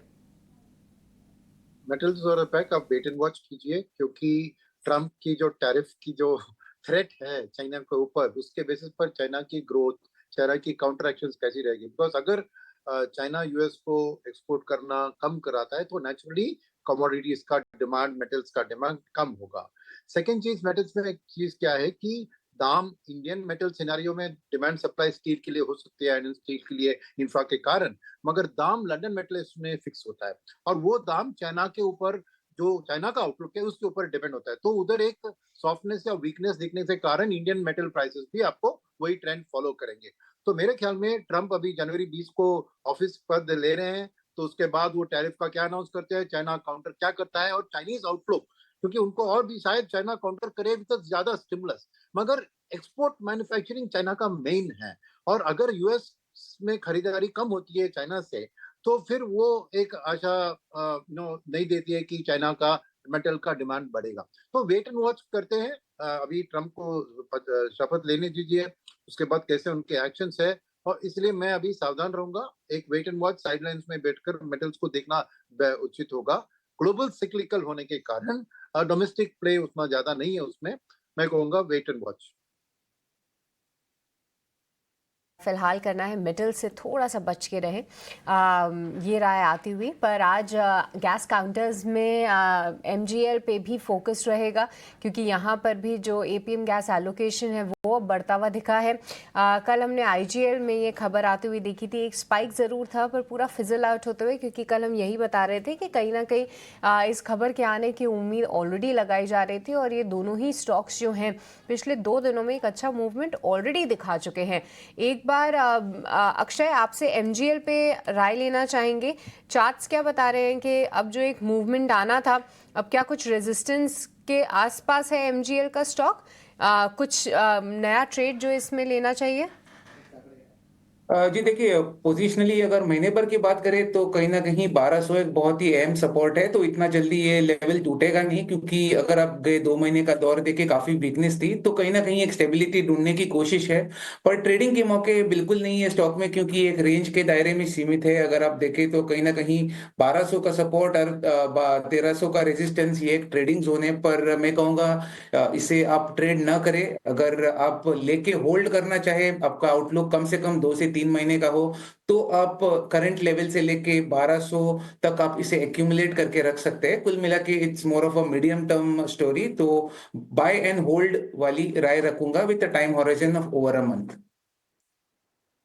बाय एंड होल्ड पोजिशनल नजरिया जो है आप बना सकते हैं एमजीएल पर, ये राय आती हुई। पर अक्षय, एक बार आईआरसीटीसी पर भी अपना व्यू दीजिए, क्योंकि यहाँ पे जो मैक्वेरी की रिपोर्ट आई है, 900 रुपए के टारगेट्स दिए हैं इन्होंने। जो कवरेज की शुरुआत की है वो सीधा आउट परफॉर्म रेटिंग के साथ की है। देखिए, जैसा कि कंपनी का दबदबा है, मोनोपोली है, इसके बारे में तो हम जानते हैं, पर मैक्वेरी ये पॉइंट रेज कर रहा है कि जिस तरीके से रेलवेज का मॉडर्नाइजेशन हो रहा है, साथ ही नई और प्रीमियम ट्रेन्स लॉन्च हो रही हैं, ये आईआरसीटीसी इसका की बेनिफिशियरी रह सकता है। आने वाले टाइम में अच्छे रिटर्न्स की उम्मीद कर रहे हैं। पर अक्षय, क्लियरली ये देखिए एक बड़ा अंडर परफॉर्मर रहा है, कहाँ 1100 के भी ऊपर ये जाता हुआ एक बार दिखा था और अब लगभग 750 इसका प्राइस हो चुका है। यहाँ से क्या व्यू ले आईआरसीटीसी में? बजट बहुत नजदीक है और रेल काउंटर्स में काफी उम्मीदें थी कि इसमें बजट के पहले एक ट्रेडिंग बाउंस बैक तो कम से कम मिले, पर अभी तक कोई ऐसे असर दिख नहीं पा रहे। और आईआरसीटीसी की भी बात करें तो एक कंटिन्यूस डाउन ट्रेंड इसकी जारी है, हालांकि काफी ओवरसोल्ड हो चुका है। तो कहीं ना कहीं आपको बिल्कुल एक ट्रेडिंग पुल बैक राइप है, इसमें हल्का सा ट्रेडिंग रिकवरी कभी भी दिख सकता है, पर इन्वेस्टमेंट करने का नजरिया अभी भी है नहीं। तो अगर आप ट्रेडिंग के मौके देख रहे हैं, शायद आज जो रिपोर्ट की ब्रोकरेज नोट की आपने बात की, उसके चलते थोड़ा सा उछाल इसको मिलता है, तो स्टॉक में आपको एक ट्रेडिंग बाउंस बैक में 825 या 840, that can be the best case scenario, अगले एक हफ्ते तक ये आपको दिखता हुआ बन सकता है। तो डाउन ट्रेंड होने के चलते मैं कहूंगा जिनके पास है उनको थोड़े हायर लेवल में एग्जिट मिलेगा, 830 840। ट्रेडिंग मौके जो ढूंढ रहे, थोड़ा सा कंडीशनल बाय होगा, थोड़ी सी प्राइस स्ट्रेंथ आने दे, 775 डे ट्रेडिंग के लिए क्रॉस करने दे, वो स्ट्रेंथ पे बाय करने की राय दूंगा फॉर टारगेट्स ऑफ 825 टू 840 एक हफ्ते के नजरिए से। बॉक्स पे आपको रिकमेंडेशन मिल रही है। सुनील सर भी हमारे साथ बने हुए हैं। सुनील सर, आप 2 मिनट के लिए मान लीजिए कि आप अभी सुंदरम म्यूचुअल फंड से रिटायर नहीं हुए हैं, आप अभी भी सुंदरम म्यूचुअल फंड्स में हैं। एकाएक आपको पता लगा कि आज आपको कुछ इन्वेस्टमेंट्स करनी है, तो आज आप किस में पैसा डालोगे सर? शेयर का नाम आप बता सकते हो, कंप्लायंस का कोई इशू नहीं आएगा। आप किस में पैसा नहीं, नहीं। डालोगे आप? मैं शेयर का नाम नहीं लिख सकता हूँ डिम्पी, क्योंकि मैं एक इंडिपेंडेंट डायरेक्टर बन गया हूँ एक एमसी में, तो इसलिए शेयर का नाम अभी भी मैं सेबी रेगुलेशन के अंदर हूँ, तो शेयर का नाम नहीं बता सकता सर हूँ। मैं एक मिनट, सेक्टर एक का मिनट नाम सुनील सर, बताऊंगा। एक मिनट आप, नहीं, आप सुनो मेरे, एक मिनट सर, आप ना मेरे को थीम बता दो, शेयर हम ढूंढ लेंगे। हाँ, आप थीम बता दोगे, शेयर हम ढूंढ लेंगे अपने आप। तो मेरे लिए दो थीम बहुत सामने दिख रही है, एक बीएफएसआई और दूसरा कंजम्पशन। ये दोनों मेरे लिए इंपॉर्टेंट है, और बीएफएसआई में मैं दो भाग में उसको स्प्लिट करूंगा। एक तो है लेंडिंग बीएफएसआई, जैसे private bank, public sector bank, NBFC, micro finance, gold loan, वो एक बात। मगर सेविंग्स और इन्वेस्टमेंट साइड की बीएफएसआई जो होती है, जहाँ पे स्टॉक मार्केट, इंफ्रास्ट्रक्चर फर्म्स है, वेल्थ मैनेजमेंट फर्म्स है, इंश्योरेंस फर्म्स है, एएमसीज है, डिस्ट्रीब्यूटर हाउसेस है, तो ये मेरे लिए एक बहुत, क्योंकि आज भी आपने देखा कि एमएफ के इनफ्लो डेटा कल आए थे, एसआईपी बुक अभी 26,000 बढ़ गया, मंथ ऑन मंथ 15% का ग्रोथ था। तो ये जो सेविंग्स के ओर ध्यान शिफ्ट हो रही है, के शेप रिकवरी कंजम्पशन में बात हो रही है, के शेप सेविंग्स में भी हो रही है, क्योंकि रिचर लोग जो एचएनआईस है वो ज्यादा अभी सेविंग्स पे एलोकेट कर रहे हैं, तो इससे फायदा बीएफएसआई स्पेस में होगा, क्योंकि फी बेस्ड इनकम बढ़ेगी। तो मेरे लिए ये एक की बाइंग सेगमेंट होगा। मैं कंटिन्यूसली ट्रैक करके इन सेगमेंट्स में परचेसिंग करूंगा। बीएफएसआई के अंदर savings and investment pack, lending side पे मैं केयरफुल रहूंगा, क्योंकि मेरे लिए पीएसयू बैंक्स कॉर्पोरेट लेंडिंग में ज्यादा है, प्राइवेट सेक्टर बैंक्स रिटेल में, और एनबीएफसी, तो यहाँ पे क्वालिटी बहुत इंपॉर्टेंट है, तो गुड क्वालिटी स्टॉक्स इनमें चुनना इंपॉर्टेंट होगा।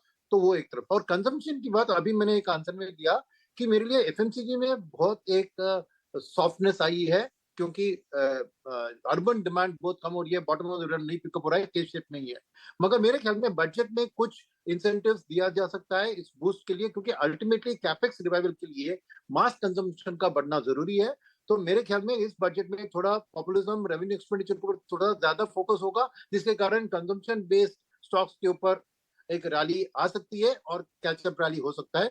तो अभी मैं एक कंजम्पशन बास्केट को broad based discretionary consumption as well as FMCG staples मैं खरीदूंगा। तो ये दोनों मेरे लिए की पिक होंगे, और कैपेक्स और इंफ्रा का मैं बजट के लिए वेट करूंगा उस रिलेटेड सेगमेंट्स में, क्योंकि कैसी डायरेक्शन गवर्नमेंट देते हैं बजट के अंदर वो इंपॉर्टेंट है। और प्राइवेट सेक्टर कैपेक्स में अभी एक जबरदस्त पिकअप नहीं दिख रहा है, तो उधर मैं शांति से साइड लाइन्स में रहूंगा।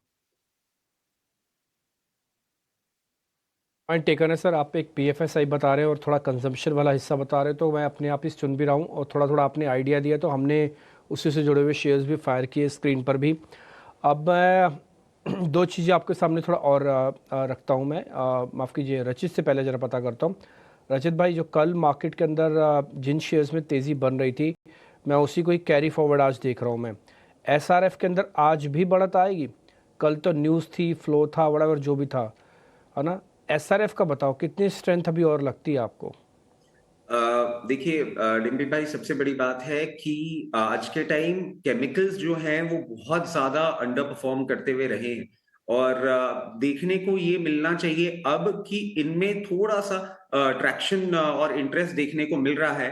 तो हमारी समझ से एसआरएफ अभी तो मेरे को प्री ओपनिंग में तो बहुत ज्यादा डरा रहा है, और इन लेवल्स पे मुझे नहीं लगता ये खुलना चाहिए। बट अगर प्रॉफिट बुकिंग कहीं से आती है कल के रनअप के बाद, तो आप इसमें बिल्कुल पोजीशन बना के चल सकते हैं, और नियर अबाउट 2860 और 3100 के टारगेट्स आपको मीडियम टर्म में देखने को मिल सकते हैं। शॉर्ट टर्म तो नहीं बोलूंगा मैं, मीडियम टर्म में देखने को मिल सकते हैं। अभी भी हमारे हिसाब से जो केमिकल सेक्टर है वो परफॉर्मेंस नहीं पूरा कर पाया है, अभी बहुत पोटेंसी है इसमें। है सर आपका, आप ये कह रहे हैं 2800-3100 तक जाएगा, बट ये थोड़ा लॉन्ग टर्म कॉल है, मिड टर्म कॉल है एक्चुअली में। तो मैं इस मिड टर्म कॉल की डेफिनेशन ऐसे समझता हूँ कि कम से कम 3 से 4 महीने आपको ये रखना होगा, और जब भी कोई डिप मिले तो आप इसको प्लस कर सकते हैं, है ना। ये स्विंग का बेनिफिट जो कल मिला है वो कल में ख़त्म। अब अगर आपको कोई डिप मिलता है, जैसे शुरुआत में अभी आपको स्क्रीन पर दिख रहा है, एसआरएफ कल डेज हाई बंद हुआ, आज करीब अभी जो टिक आ रहे हैं उसमें 2 से 2.5% तक की गिरावट शुरुआत में दिख रही है। तो ये वापस कैप्चर हो सकती है, बट जब आप इसको प्लस कर रहे होंगे, इस चीज़ का ध्यान रखिएगा कि आपको थोड़ा लॉन्ग टर्म के लिए रखना है। इसलिए हमारे प्रोड्यूसर साहब ने उस टाइम भी लगाई थी, long term to mid term call है ये। एसआरएफ के अंदर हर दिन हर रोज़ 10% चलेगा ऐसा समझना मुश्किल है। शेयर अच्छा है, कंपनी अच्छी है, भाव आ सकते हैं, सब कुछ चंगा सी टाइप है। कुणाल परार इस बीच मेरे साथ जुड़ रहे हैं। कुणाल सर नमस्ते, जरा अपनी ट्रेडिंग कॉल्स पहले बता दीजिए, फिर पूछते हैं आपसे भी शेयर्स। डिम्पी जी, 2 कॉल है, दोनों खरीदारी करके चलने की ही सलाह है। दोनों स्टॉक्स में ऐसा लग रहा है कि बॉटम बन चुका है। आप वीकली चार्ट देख लीजिए, बहुत ही अच्छे सपोर्ट लेके दोनों स्टॉक चल रहा है। इतना ही नहीं, मुझे लग रहा है कि आने वाले दिनों में इसमें अच्छी खासी मोमेंटम देखने को मिल सकती है। आर्ली चार्ट पे भी ब्रेकआउट देखने को मिला है, बुलिश रिवर्सल फॉर्मेशन भी बना हुआ है। तो मल्टीपल ऐसे इक्वेशन यहाँ पे देखने को मिल रहे हैं जिसके बेस पे अच्छी खासी मोमेंटम एक्सपेक्ट कर सकते हैं। सबसे पहला है मजगांव डॉक, 2232 के अराउंड है एंड बजट आने वाला है। डिफेंस वहां पे सेंटर पे रहेगा, तो मुझे लग रहा है कि डिफेंस स्टॉक में अच्छी खासी रैली देखने को मिल सकती है। मजगांव डॉक यहाँ पे खरीदारी करके चलिए। 2100 के एसएल के साथ एसएल थोड़ा सा बड़ा होगा डिम्पी जी, क्योंकि वॉलेटिलिटी पर्टिकुलरली डिफेंस स्टॉक में हमें बढ़ती हुई देखने को मिल सकती है, लेकिन टारगेट भी उतने ही अच्छे हमें देखने को मिल सकते हैं। पहला टारगेट 2335 का होगा जो इंटरमीडिएट टॉप है। जैसे ही 2335 ब्रेक होगा, वन वे रैली में आपको 2500 तक के लेवल दिखाने के लिए रेडी हो जाएगा, यानी 12 से 13% की मोमेंटम आप इसमें एक्सपेक्ट कर सकते हो। और दूसरा जो है वो आरती इंडस्ट्रीज है। जस्ट आपने केमिकल सेक्टर्स की बात की है, आरती इंडस्ट्रीज में अभी फिलहाल खरीदारी करके चलने की सलाह दूंगा। 413 के अराउंड स्टॉक ट्रेड कर रहा है, क्लोजिंग आया है 390 का। हम यहाँ पे ऐसे मेंटेन करके चलेंगे। पहला इंटरमीडिएट हिडन रेजिस्टेंस जो है वो 431 का है, जो हमारा टारगेट रहेगा। और जैसे ही 431 ब्रेक होगा डिम्पी जी, ये 465 तक के अल्टीमेट टारगेट दिखाने के लिए रेडी हो जाएगा, यानी अगेन इसमें आप 11 से 12% का रिटर्न एक्सपेक्ट कर सकते हो। तो मजगांव डॉक, आरती इंडस्ट्रीज, दोनों यहाँ से खरीदारी करके चलने की सलाह रहेगी। ठीक है, मजगांव डॉक और आरती इंडस्ट्रीज 2 शेयर हैं जो सर ने आपको दिए हैं। लेवल्स आपकी स्क्रीन पर लिखे हुए हैं, अच्छे से नोटिस कर लीजिएगा। स्ट्रिक्टली फॉलो करना है स्टॉप लॉस को, वॉल्यूम थोड़ा कम करके रखना, वैसे कोई दिक्कत नहीं है। और इसमें से एक तो ऑलरेडी बजट कनेक्टेड शेयर दिया सर ने आपको, मजगांव डॉक, मेरे को भी काफ़ी पसंद आ रहा है। आप चाहें तो एक बार इस पर नज़र रख सकते हैं। तो एक कुणाल परार की कॉल्स हो गई हैं। 9:06 हो चुके हैं, इनफैक्ट अब 7 हो गए। थोड़ी देर में लेवल्स फ्रीज हो जाएंगे, लेकिन ठीक उससे पहले नवरत्न शेयर्स एक बार जरा वो पता कर लेते हैं। मेरे से होगी शरद मेरे साथ जुड़ रहे हैं। आपको 9 बेहतरीन शेयर जो आज न्यूज़ से या इम्पैक्ट किसी में किसी रूप में आएगा ही आएगा, वो आपको बता देते हैं। शरद बताएं आज के नवरत्न शेयर। Good morning Dimpy. सबसे पहले जो है टीसीएस पे नज़र रखेंगे। Largely inline set of numbers आए, लेकिन मैनेजमेंट की जो कमेंट्री है उसमें स्ट्रेंथ देखने मिली है, खास करके जो डिस्क्रिशनरी स्पेंड में पिकअप आ रहा है और कुछ सेगमेंट्स में अच्छी जो है मूवमेंट देखने मिल रही है। ऑफकोर्स ब्रोकिंग हाउसेस की भी जो है कुछ अपग्रेड्स भी देखने मिली है। आयरेडा की बात करें तो तीसरे तिमाही के नतीजे जो है स्ट्रॉन्ग आए हैं। नेट इंटरेस्ट इनकम 39% की ग्रोथ आई है, हालांकि एसेट क्वालिटी में थोड़ी मॉडरेशन ज़रूर आया है। फिनिक्स मिल्स की बात करें तो रिटेल सेल्स लगभग 21% ईयर ऑन ईयर बेसिस पे बढ़ा है, अपडेट अच्छी आई है। वोडाफोन आइडिया लगभग 1910 करोड़ रेज करने वाले हैं, इशू प्राइस 11 रुपये प्रति शेयर रहेगा। अदानी विल्मर की बात करें तो उनके फाउंडर प्रमोटर ग्रुप लगभग 1.75 करोड़ शेयर्स की जो है बिकवाली करेंगे, लगभग 20% हिस्सेदारी का। ओएफएस जो है 10 जनवरी से 13 जनवरी तक रहेगा और जो फ्लोर प्राइस है 275 रुपीज़ पर शेयर पर आया, तो एक सिग्निफिकेंट डिस्काउंट है, तो स्टॉक में प्रेशर आ सकता है।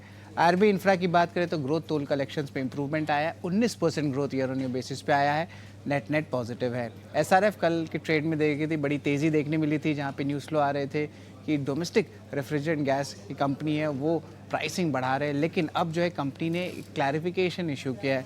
उन्होंने कहा है जो price hike US refrigerant gas distributor लिए वो यूएस मार्केट के लिए है, और जो भी चेंजेस आ रहे हैं रेफ्रिजरेंट गैसेस के वो डिमांड और सप्लाई के फंक्शन पे है। तो कल की जो तेज़ी थे तो वहाँ पे जो है आज थोड़ी मुनाफा वसूली देखने मिल सकती है, तो स्टॉक में बड़ी प्रेशर सेलिंग की आ सकती है। लुपिन की बात करें तो यूएसएफडीए की फेफड़ों की दवा का जो है मंजूरी मिल चुका है, तो नेट पॉजिटिव है। और आईआरसीटीसी हमारा आखिरी स्टॉक रहेगा, बिग बोल्ड ब्रोकरेज।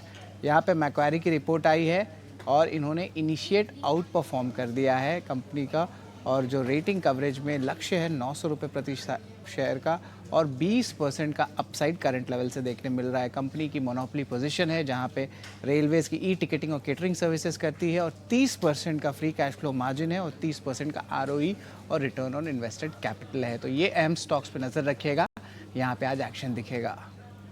बिल्कुल शरद, शुक्रिया। 9 के नौरत्न की सूची हमें बताने के लिए। IRCTC हमारा बिग बोल्ड ब्रोकरेज है, मक्वायरी की आउट परफॉर्म रेटिंग के साथ कवरेज है, लक्ष्य 900 के हैं। 1.25% की तेजी के साथ प्री ओपन में इस वक्त कामकाज करता हुआ इस स्टॉक का पर बाजार खुलने के साथ साथ भी नजर रहेगी। लेकिन इसके अलावा TCS, IREDA, Phoenix mills, IRB infra, toll collection के डेटा जो हैं इसके चलते और क्लियरली ये सारे के सारे स्टॉक्स है जो कि खबरों के दम पर फोकस में हैं। हफ्ते का आखिरी कारोबारी सत्र है और 10 जनवरी आज का दिन वैसे खास है क्योंकि आज विश्व हिंदी दिवस है। अगर थोड़ा पीछे हम जाएं तो 10 जनवरी 1949 यही वो दिन था जब हिंदी को भारत की राजभाषा के रूप में अपनाया गया था। तो हमारे सभी व्यूवर्स को, सभी देखने वालों को विश्व हिंदी दिवस की ढेरों ढेरों शुभकामनाएं। आगे बढ़ते हैं और प्री ओपन में इस वक्त हम निफ्टी और बैंक निफ्टी को देख रहे हैं। करीब 77 अंकों की बिकवाली आप बैंक निफ्टी की तरफ देखेंगे और निफ्टी अपने आप को संभालने की पूरी कोशिश में 23,550 के ऊपर खुलने की तैयारी करता हुआ। IRB इंफ्रा पर कुणाल, एक राय आपसे जानना चाहेंगे। टोल कलेक्शन के डेटा जो कल आए वो काफी पॉजिटिव रहे और उन डेटा के बाद अगर आप देखें करीब 1% की मजबूती के साथ खुलने की तैयारी IRB इंफ्रा की। Good morning.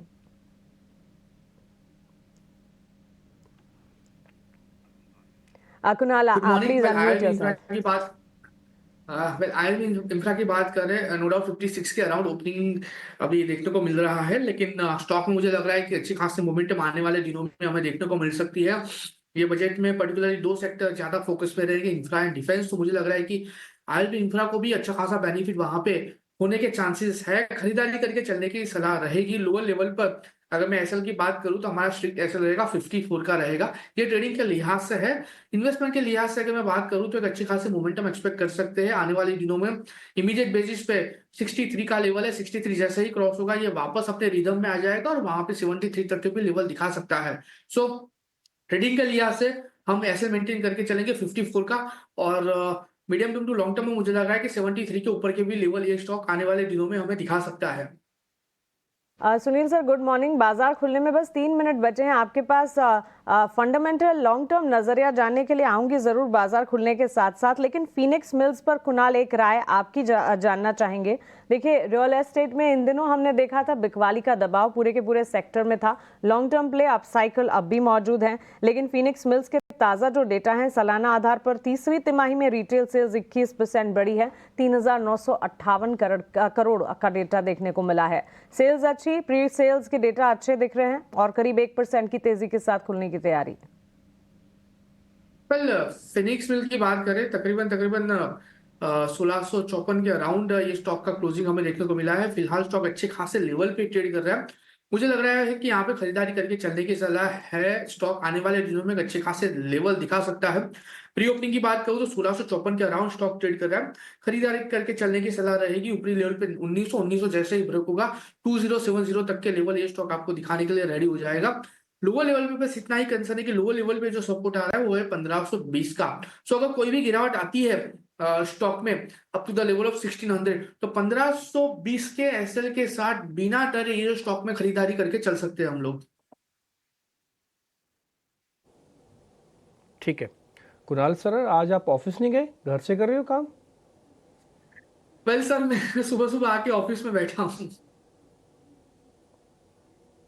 अच्छा, ऑफिस का ही है। अब मेरे को ऐसा लगा कि शायद आप घर से है, मेरे को थोड़ा बैकग्राउंड से ऐसा लगा। कोई बात नहीं, अच्छी बात है सर। हमारे यहाँ तो बहुत फोक पड़ रही है सर, लेकिन फिर भी ऑफिस पहुँचे क्योंकि आपसे मिलना ही था, आपसे बातचीत होनी ही थी, तो अच्छी बात है, बढ़िया है, सब ऑफिस में ही है। तो खैर इस बीच मार्केट खुल रहा है, फिर से वही कहानी है। आप थोड़ा गैप के साथ तो खोल रहे हो 25 पॉइंट, बट फील गुड नहीं आ रहा मार्केट के अंदर अभी भी। फील गुड आने के लिए 2 लेवल्स मैंने ऑलरेडी आपको बताए हुए हैं कि 23, 750, 800 कम से कम लाओ, और दूसरा बैंक निफ्टी को भी 50,500, 800 दिखाओ, उसके बाद आपको थोड़ा फील गुड आने लगेगा। फिलहाल के लिए आप नोटिस करके चलो कि निफ्टी ने आज थोड़ा गैप अप करेगा। एक और चीज़ भी है, आज HDFC बैंक जो लगातार प्रॉब्लमेटिक सिचुएशन में आ गया था, 1800 वाला शेयर 1670 हो गया है, वो आज हल्के से गैप के साथ खुल रहा है। रिलायंस इंडस्ट्रीज फ्लैट खुल रहा है, और भी कुछ एक शेयर्स में जरा नोटिस कर रहा हूँ, बड़े शेयर्स में। एक बार जरा TCS भी दिखाना, TCS दिखाओ, इन्फोसिस भी दिखाओ बैक टू बैक, है ना, और साथ ही ये भी दिखाना प्लीज़, जरा जल्दी जल्दी फायर करते जाओ।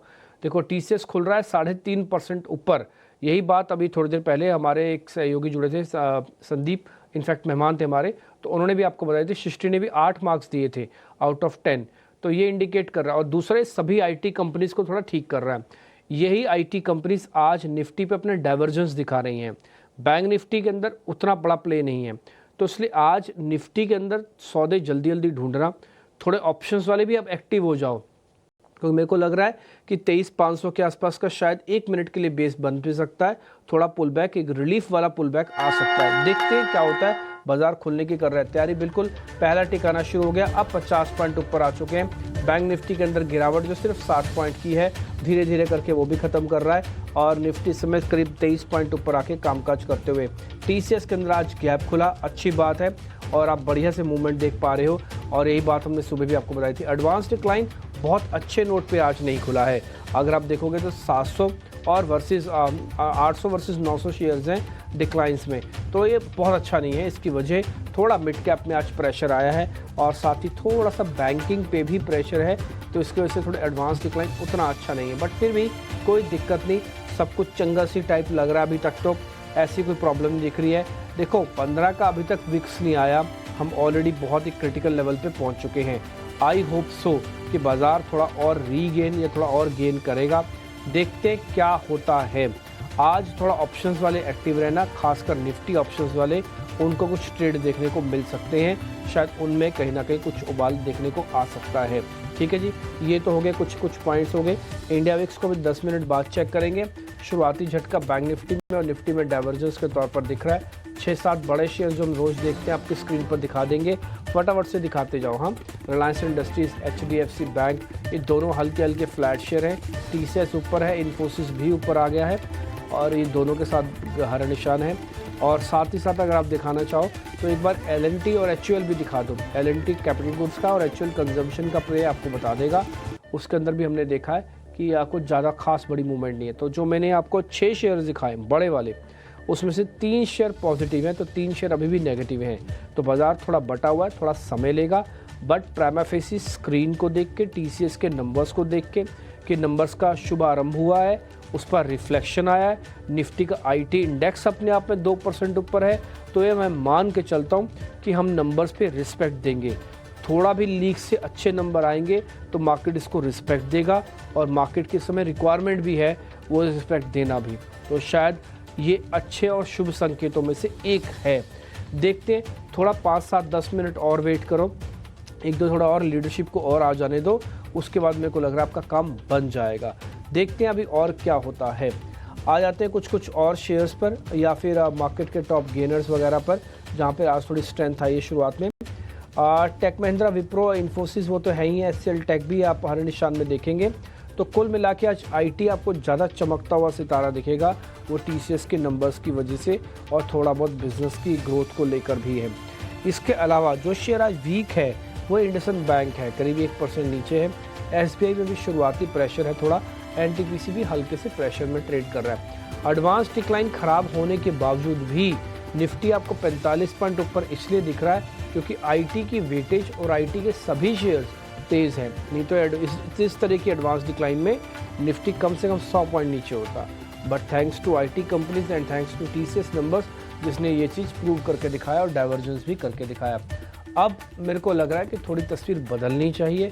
देखो उम्मीद तो है, लेकिन फिर भी जब तक तो गोल्डन लेवल्स नहीं आते मैं बहुत एग्रेसिव नहीं होऊंगा। बट धीरे धीरे करके आप मौका ज़रूर ढूंढिए मार्केट के अंदर कुछ पुल बैक और अच्छे शेयर्स का एकोमुलेशन करने में। अब आ जाते हैं जरा और शेयर्स पे जहां पर आज स्ट्रेंथ देखने को मिल रही है। दिखाइए जरा ITI भी, और दिखा सकते हैं आज तो सारे IT के ही कंपनीज दिख रहे हैं और तो कुछ दिख ही नहीं रहा। ITI दिखाना, हाँ टाटा एलेक्सी भी दिखाना, इस पर भी नंबर्स का इम्पैक्ट आएगा। 5.5% ये शेयर नीचे है।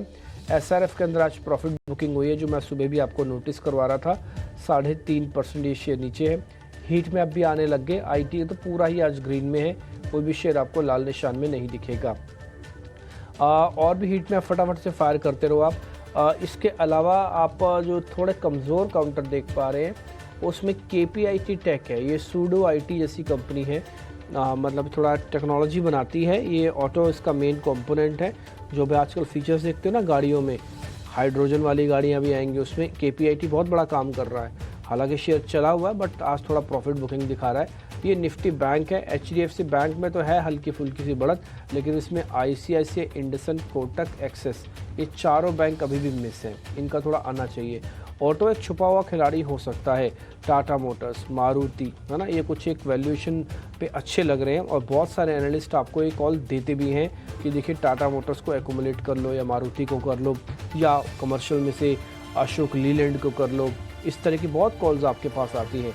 रियल एस्टेट के लिए 2-3 साल और अच्छे जाने जाएंगे, ऐसा हमने नवीन रहेजा से कल हमने जब बातचीत कर रहे थे तो हमको पता लगा, उन्होंने कहा चिंता की कोई बात नहीं, अभी रियल एस्टेट 2-3 साल और बढ़िया चलेगा।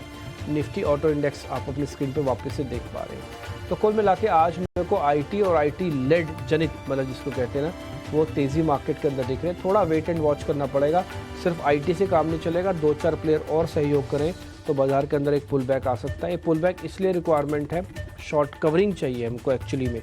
तो जो हाई ओपन इंटरेस्ट है ना 5,45,000 का, ये थोड़ा लोड कम होना चाहिए, तो चलेगा नहीं मार्केट, आप ट्रस्ट में। ये हैंस प्रूव्ड लेवल्स होते हैं सारे के सारे, इसमें कोई वाद विवाद नहीं है, ये साफ साफ दिख रहा होता है। इसलिए थोड़ी शॉर्ट कवरिंग की रिक्वायरमेंट है, सिस्टम में जो शॉर्ट्स पड़े हुए हैं वो कवर हों। निफ्टी IT खींचने की कोशिश कर रहे हैं, देखते हैं बैंक निफ्टी कितना सहयोग देता है। मेन थोड़ा बैंक निफ्टी की प्रॉब्लम है, आ जाएगा तो बढ़िया चलेगा ये भी। अब मेरे सहयोगी मेहमानों से कनेक्ट करके आपके सामने ट्रेड रखेंगे।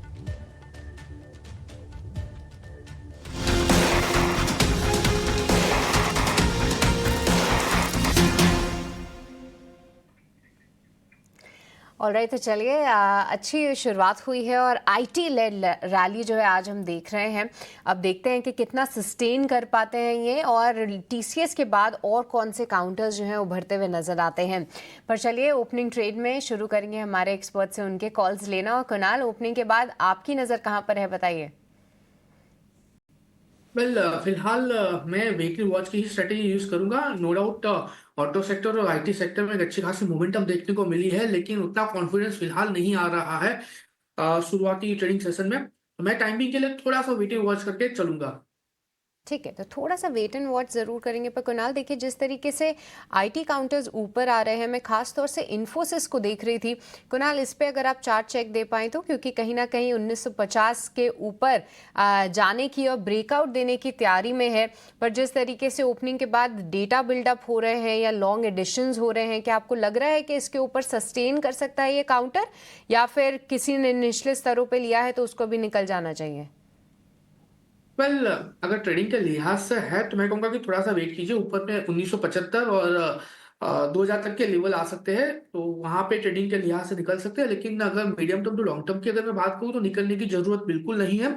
ये स्टॉक आने वाले दिनों में बहुत ही बढ़िया मोमेंटम दिखाने के लिए रेडी है। अगर मैं इसका मंथली और वीकली चार्ट करूं तो मंथली और वीकली चार्ट पे ऑलरेडी ये स्टॉक ने ब्रेकआउट दे दिया है। टाइमिंग के लिए थोड़ा सा कंसोलिडेशन में है, लेकिन मुझे लग रहा है कि 20 जन के बाद आई थिंक जहां पे नेस्डेक पे एक अच्छी खासी इंपैक्ट देखने को मिल सकती है, मुझे लग रहा है कि हमारे यहाँ पे भी IT सेक्टर में देखने को मिल सकती है। ये स्टॉक आने वाले दिनों में एटलीस्ट 2250 से लेकर 2280 तक के लेवल दिखाने के लिए रेडी हो जाएगा। तो ट्रेडिंग के लिहाज से 2000 का टारगेट मेंटेन करके चलिए। मीडियम टर्म के लिए आप 2250 2280 का टारगेट मेंटेन करके चल सकते हो। ऑलराइट, तो 1975 तक जाने का ये दमखम रखता है ट्रेडिंग के लिहाज से, वो एक लेवल को आप वॉच आउट ज़रूर करें। पर मीडियम टर्म से लंबे अवधि का अगर आपको नज़रिया है तो इन्फोसिस को पकड़ के बैठें, ये राय आती हुई कुणाल की तरफ से। पर आज जो है हल्के फुल्के कुछ ऑटो काउंटर्स भी तेज़ी दिखा रहे हैं, जिसमें कि टाटा मोटर्स और बजाज ऑटो फिर से थोड़े मोमेंटम में हैं। साथ ही M&M कल भी इसमें एक शानदार मूव था, वो आज हल्के हरे निशान में भी है। सुनील सर, एक बार आपका व्यू जानना चाहेंगे ऑटो काउंटर्स पे, क्योंकि कई सारे ऑटो काउंटर्स की जमकर पिटाई भी हुई है, बट ऐसे में कोई अट्रैक्टिव प्ले आपको फिलहाल समझ आता है? देखिए, मेरे ख्याल में अभी भी वो टू व्हीलर और बॉटम जो भी एंट्री लेवल कार है, वहाँ पे सॉफ्टनेस नमी की आउटलुक ही है। अभी भी हाई एंड कार्स ही बिक रहे हैं, तो फोकस उन्हीं पे रहना चाहिए। सेकेंड, जो ड्राइवर है ईवी का, जो अडॉप्शन और ईवी का जो भी कंपनियां ईवी पे ज्यादा ध्यान देकर आगे बढ़ रही है, उनके ऊपर ध्यान देना चाहिए मेरे ख्याल में। इसके अलावा अपने हेवी कमर्शियल और लाइट कमर्शियल व्हीकल्स की बात करें तो प्राइवेट सेक्टर कैपेक्स की रिवाइवल का वेट करना होगा, इसलिए उधर मेरे को वेट एंड वॉच की स्थिति है। सिमिलरली ट्रैक्टर सेगमेंट में भी अगला मानसून की आउटलुक से ही हम कुछ व्यू बना सकते हैं। मगर मुझे ऑटो कंपोनेंट सेक्टर अच्छा लग रहा है, क्योंकि एक एक्सपोर्ट ओरिएंटेशन है, वहां पे भी PLI का भी कुछ सपोर्ट है। तो मेरे फोकस ओवरऑल ऑटो पैक में होगा एक high and auto, SUV and above वाले चीज पर, और ऑटो कंपोनेंट्स के ऊपर। बाकी मैं वेट एंड वॉच की सलाह दूंगा। ओके तो ऑटो काउंटर्स पर ये एक fundamental take Sunil Subramaniam sir की तरफ से आता हुआ। स्लाइटली इन ग्रीन खुला निफ्टी और इस वक्त भी इंटैक्ट है 23,583 के स्तर। प्रीवियस सेशन की रेंज को बरकरार रखने की कोशिश। बैंक निफ्टी में बिकवाली, लेकिन आईटी लेड मोमेंटम आज के सत्र में देखने को मिल रहा है। टॉप सेक्टोरल गेनर आईटी है। आईटी और रियल्टी इनफैक्ट दो सेक्टर्स है जो कि बाजार को इस वक्त संभाल रहे हैं। इसके विपरीत मेटल सेक्टर है जो कि टॉप लूजर इस वक्त साबित हो रहा है। और निफ्टी जो है आउट परफॉर्म कर रहा है आज ब्रॉडर मार्केट्स को भी। मिड कैप स्मॉल कैप की कंपैरिजन में आप देखेंगे तो मिड कैप में निफ्टी में मौके और बेंचमार्क्स में मौके आपको ज्यादा नजर आएंगे। ऑफ कोर्स इसमें सबसे आगे आईटी प्लेयर्स ही खड़े हैं, टीसीएस, इन्फोसिस, एलएनटी। इसके अलावा टेक महिंद्रा, एचडीएफसी बैंक जैसे काउंटर्स हैं जो कि बाजार में परफॉर्म कर रहे हैं। Top contributors SBI, NTPC, ITC, IndusInd bank और हिंडाल्को, ये कुछ काउंटर्स हैं जहां पर बिकवाली का दबाव है। लेकिन सिर्फ और सिर्फ एक या दो सेक्टर में जो मजबूती है वो पूरे बाजार को चलाने के लिए कह सकते हैं कि पूरी नहीं है। और इसी के चलते सपोर्ट सिस्टम जो है आने वाले दूसरे सेक्टर्स में से भी देखना और दूसरे सेक्टर्स में से भी मिलना बेहद ज़रूरी इस वक्त हो जाता है। लेकिन कुछ और प्लेयर्स और डिफेंसिव्स की भी बात करेंगे। और इसी के साथ साथ अगर आप देखें एजिस लॉजिस्टिक्स के स्टॉक को अगर आप देखें, persistent system, mid cap IT players को देखें, ये कुछ तमाम स्टॉक्स है जो कि अच्छा खासा एक्शन दिखा रहे हैं। कुणाल, वैसे काफ़ी रैशनल और मैच्योर आपका टेक है इस वक्त मार्केट पर की वॉच लिस्ट में ही रखेंगे बाजार को, लेकिन ये कुछ चुनिंदा प्लेयर्स है जो कि परफॉर्म कर रहे हैं। Persistent system, mid cap IT play है और साथ ही एजिस लॉजिस्टिक्स पर भी एक राय जानना चाहेंगे लॉजिस्टिक्स स्पेस में। सबसे पहले परसिस्टेंट की बात कर लेते हैं। फिलहाल परसिस्टेंट 6265 के अराउंड ट्रेड कर रहा है और व्यू मेरा जो है वो अभी थोड़ा साइडवेज का है। No doubt overall IT sector में अच्छी खासी मोमेंटम बरकरार है, लेकिन परसिस्टेंट में वो कॉन्फिडेंस नहीं आ रहा है जो आना चाहिए। अगर स्टॉक ऊपरी लेवल पे 6340 के ऊपर सस्टेन होता है तो एक अच्छी खासी मोमेंटम का एक्सपेक्टेशन रख सकते हैं। मैं अगेन लेवल रिपीट कर देता हूँ, 6340 के ऊपर स्टॉक को सस्टेन होना बहुत जरूरी है। जिस दिन ये स्टॉक 6340 के ऊपर सस्टेन होगा, 6530 से लेके ये स्टॉक 6800 तक के लेवल दिखाने के रेडी हो जाएगा। लोअर लेवल पे 6090 का हम वहां पे एसएल मेंटेन करके चलेंगे। और सामने एजिस लॉजिस्टिक की बात करें तो फिलहाल एजिस लॉजिस्टिक में वॉलेटिलिटी बहुत देखने को मिल रही है। पिछले 3 दिन से लगातार स्टॉक ऊपरी लेवल से प्रॉफिट बुकिंग के नजरिए में है। 876 के अराउंड स्टॉक ट्रेड कर रहा है। फिलहाल मैं इसको अवॉइड करके चलने की सलाह दूंगा। अगर स्टॉक लोअर लेवल पे गिरावट में 825 से लेकर 805 आता है तो ही खरीदारी करके चलिए। अभी खरीदारी करने का बिल्कुल मौका ये स्टॉक में नहीं है। बिल्कुल, तो चलिए टेक्निकली हमारे एक्सपर्ट्स का बाजार पर यही नजरिया है कि बाजार को इस वक्त सिर्फ वॉच लिस्ट में रखा जाए और व्यू किया जाए अपने पोर्टफोलियो को, क्योंकि इस वक्त सेंटिमेंट्स काफ़ी वॉलेटाइल नजर आ रहे हैं। आईटी पैक से अगर आपके पोर्टफोलियो में स्क्रिप्ट्स हैं तो फिर आप हरे निशान में देखेंगे ज़रूर पोर्टफोलियो को, लेकिन इसके अलावा वॉलेटिलिटी बाजार में और वही नजर आएगी आपके पोर्टफोलियो में, आपके ट्रेडिंग स्क्रिप्ट्स में भी। लेकिन जहां टेक्निकल नजरिया बाजार में वॉलेटाइल है और कंसर्न्स हैं तो फिर फंडामेंटल की तरफ नजर होनी चाहिए और निवेश पर फोकस होना चाहिए। Sunil sir, good morning to you. नए साल में पहली बार हम ऑन स्क्रीन मिल रहे हैं। Happy new year sir. Happy new year to you and सभी दर्शकों। बिल्कुल sir, pharma health care diagnostic defensive के तौर पर बाजार को संभालते हो, इसमें एक और स्पेस सीडीएमओ प्लेयर्स को भी जोड़ना चाहूंगी और इस पूरे के पूरे खेमे पर आपसे राय लेना चाहूंगी, क्योंकि जेफरीज भी सीडीएमओ प्लेयर्स पर अब बात कर रहे हैं। सीडीएमओ की अगर बात करें आने वाले 10 सालों के लिए माना यह जा रहा है कि हो सकता है कि इस पैक में, इस सेगमेंट में अच्छा एक्शन, अच्छा ट्रैक्शन बिल्टअप होता हुआ दिख सकता है। यूएस एडमिनिस्ट्रेशन की तरफ से कुछ पॉलिसीज है जिसका इंतजार है, लेकिन अपनी लिस्ट में पिरामल फार्मा, ग्लैंड फार्मा, लॉरिस लैब्स जैसे काउंटर्स को शामिल किया है और सीडीएमओ कंपनियों पर अपनी राय भी जेफरीज की इस रिपोर्ट ने दी है। On a fundamental basis pharma पूरा स्पेस और साथ ही एडिंग सीडीएमओ टू इट, आपकी राय क्या होगी? मैं पॉजिटिव हूँ। इसके 2-3 कारण हैं।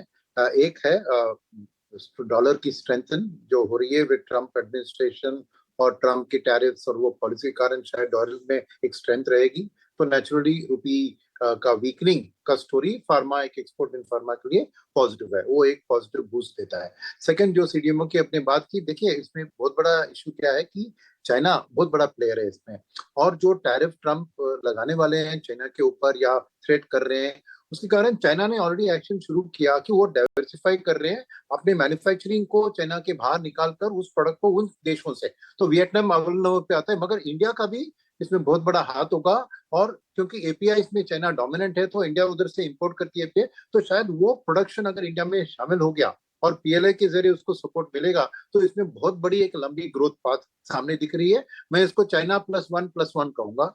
पहली चाइना +1, चाइना के ऊपर जो असर उसमें शिफ्ट। सेकंड, इंडिया चाइना का शायद इसमें गठबंधन हो सकता है, क्योंकि अल्टीमेटली प्रोडक्ट्स को मेड इन इंडिया, आधा प्रोडक्ट चाइना में बने फिर यहाँ इंडिया में फिनिश करके, और यहाँ में फार्मास्यूटिकल इंडस्ट्री में बहुत बड़ा पोटेंशियल है, क्योंकि इंडिया का साइंटिफिक और टेक्नोलॉजिकल मैनपावर जो बेस है, पीएचडीज और केमिस्ट और साइंटिस्ट, तो उसका बहुत बड़ा स्ट्रेंथ है। तो मेरे लिए एक मीडियम टर्म पॉजिटिव ये बनती है। थर्ड, फार्मा स्पेस में मैं फोकस करूंगा डोमेस्टिक्स में, डायग्नोस्टिक्स और हॉस्पिटल्स, क्योंकि दोनों क्या है कि इंश्योरेंस की पेनिट्रेशन के कारण, कोविड के हाथ से अभी नया वायरस की बात हो रही है, तो वहां पे क्या है कि अभी इंश्योरेंस का पेनिट्रेशन होने के कारण हॉस्पिटलाइजेशन में इजीली लोग अपना दाखिल कर देते हैं। तो वो चीज के कारण मेरी हॉस्पिटल्स और डोमेस्टिक डायग्नोस्टिक स्टोरी में भी बहुत पॉजिटिव आउटलुक है। और फाइनल में कहूंगा कि इंडिया मेडिकल टूरिज्म में भी बहुत आगे बढ़ रही है, और हमारे हॉस्पिटल्स जो वर्ल्ड क्लास क्वालिटी के हैं, वो हमें बहुत से फॉरेन पेशेंट्स भी आके ये फॉरेक्स रेवेन्यू अर्नर भी बन रहा है। तो ओवरऑल फार्मा में ये सब चीज के कारण मेरी एफआईएस की इंटरेस्ट भी बहुत देख रहा हूँ। तो एक डेफिनेटली डिफेंसिव तौर पर इसको पोर्टफोलियो में रखना चाहिए, मगर मेरे ख्याल में ये ग्रोथ में अपसाइड में सरप्राइज पिक कर सकती है। तो फार्मा एक मेरे लिए अच्छी पिक होगी इस क्षेत्र, इस टाइम में। ठीक है, डन। तो फार्मास्यूटिकल्स को लेकर एक व्यू पॉइंट है। मार्केट के अंदर अगर आप देखें तो निफ्टी आ गया है आखिरकार लाल निशान में वापस से।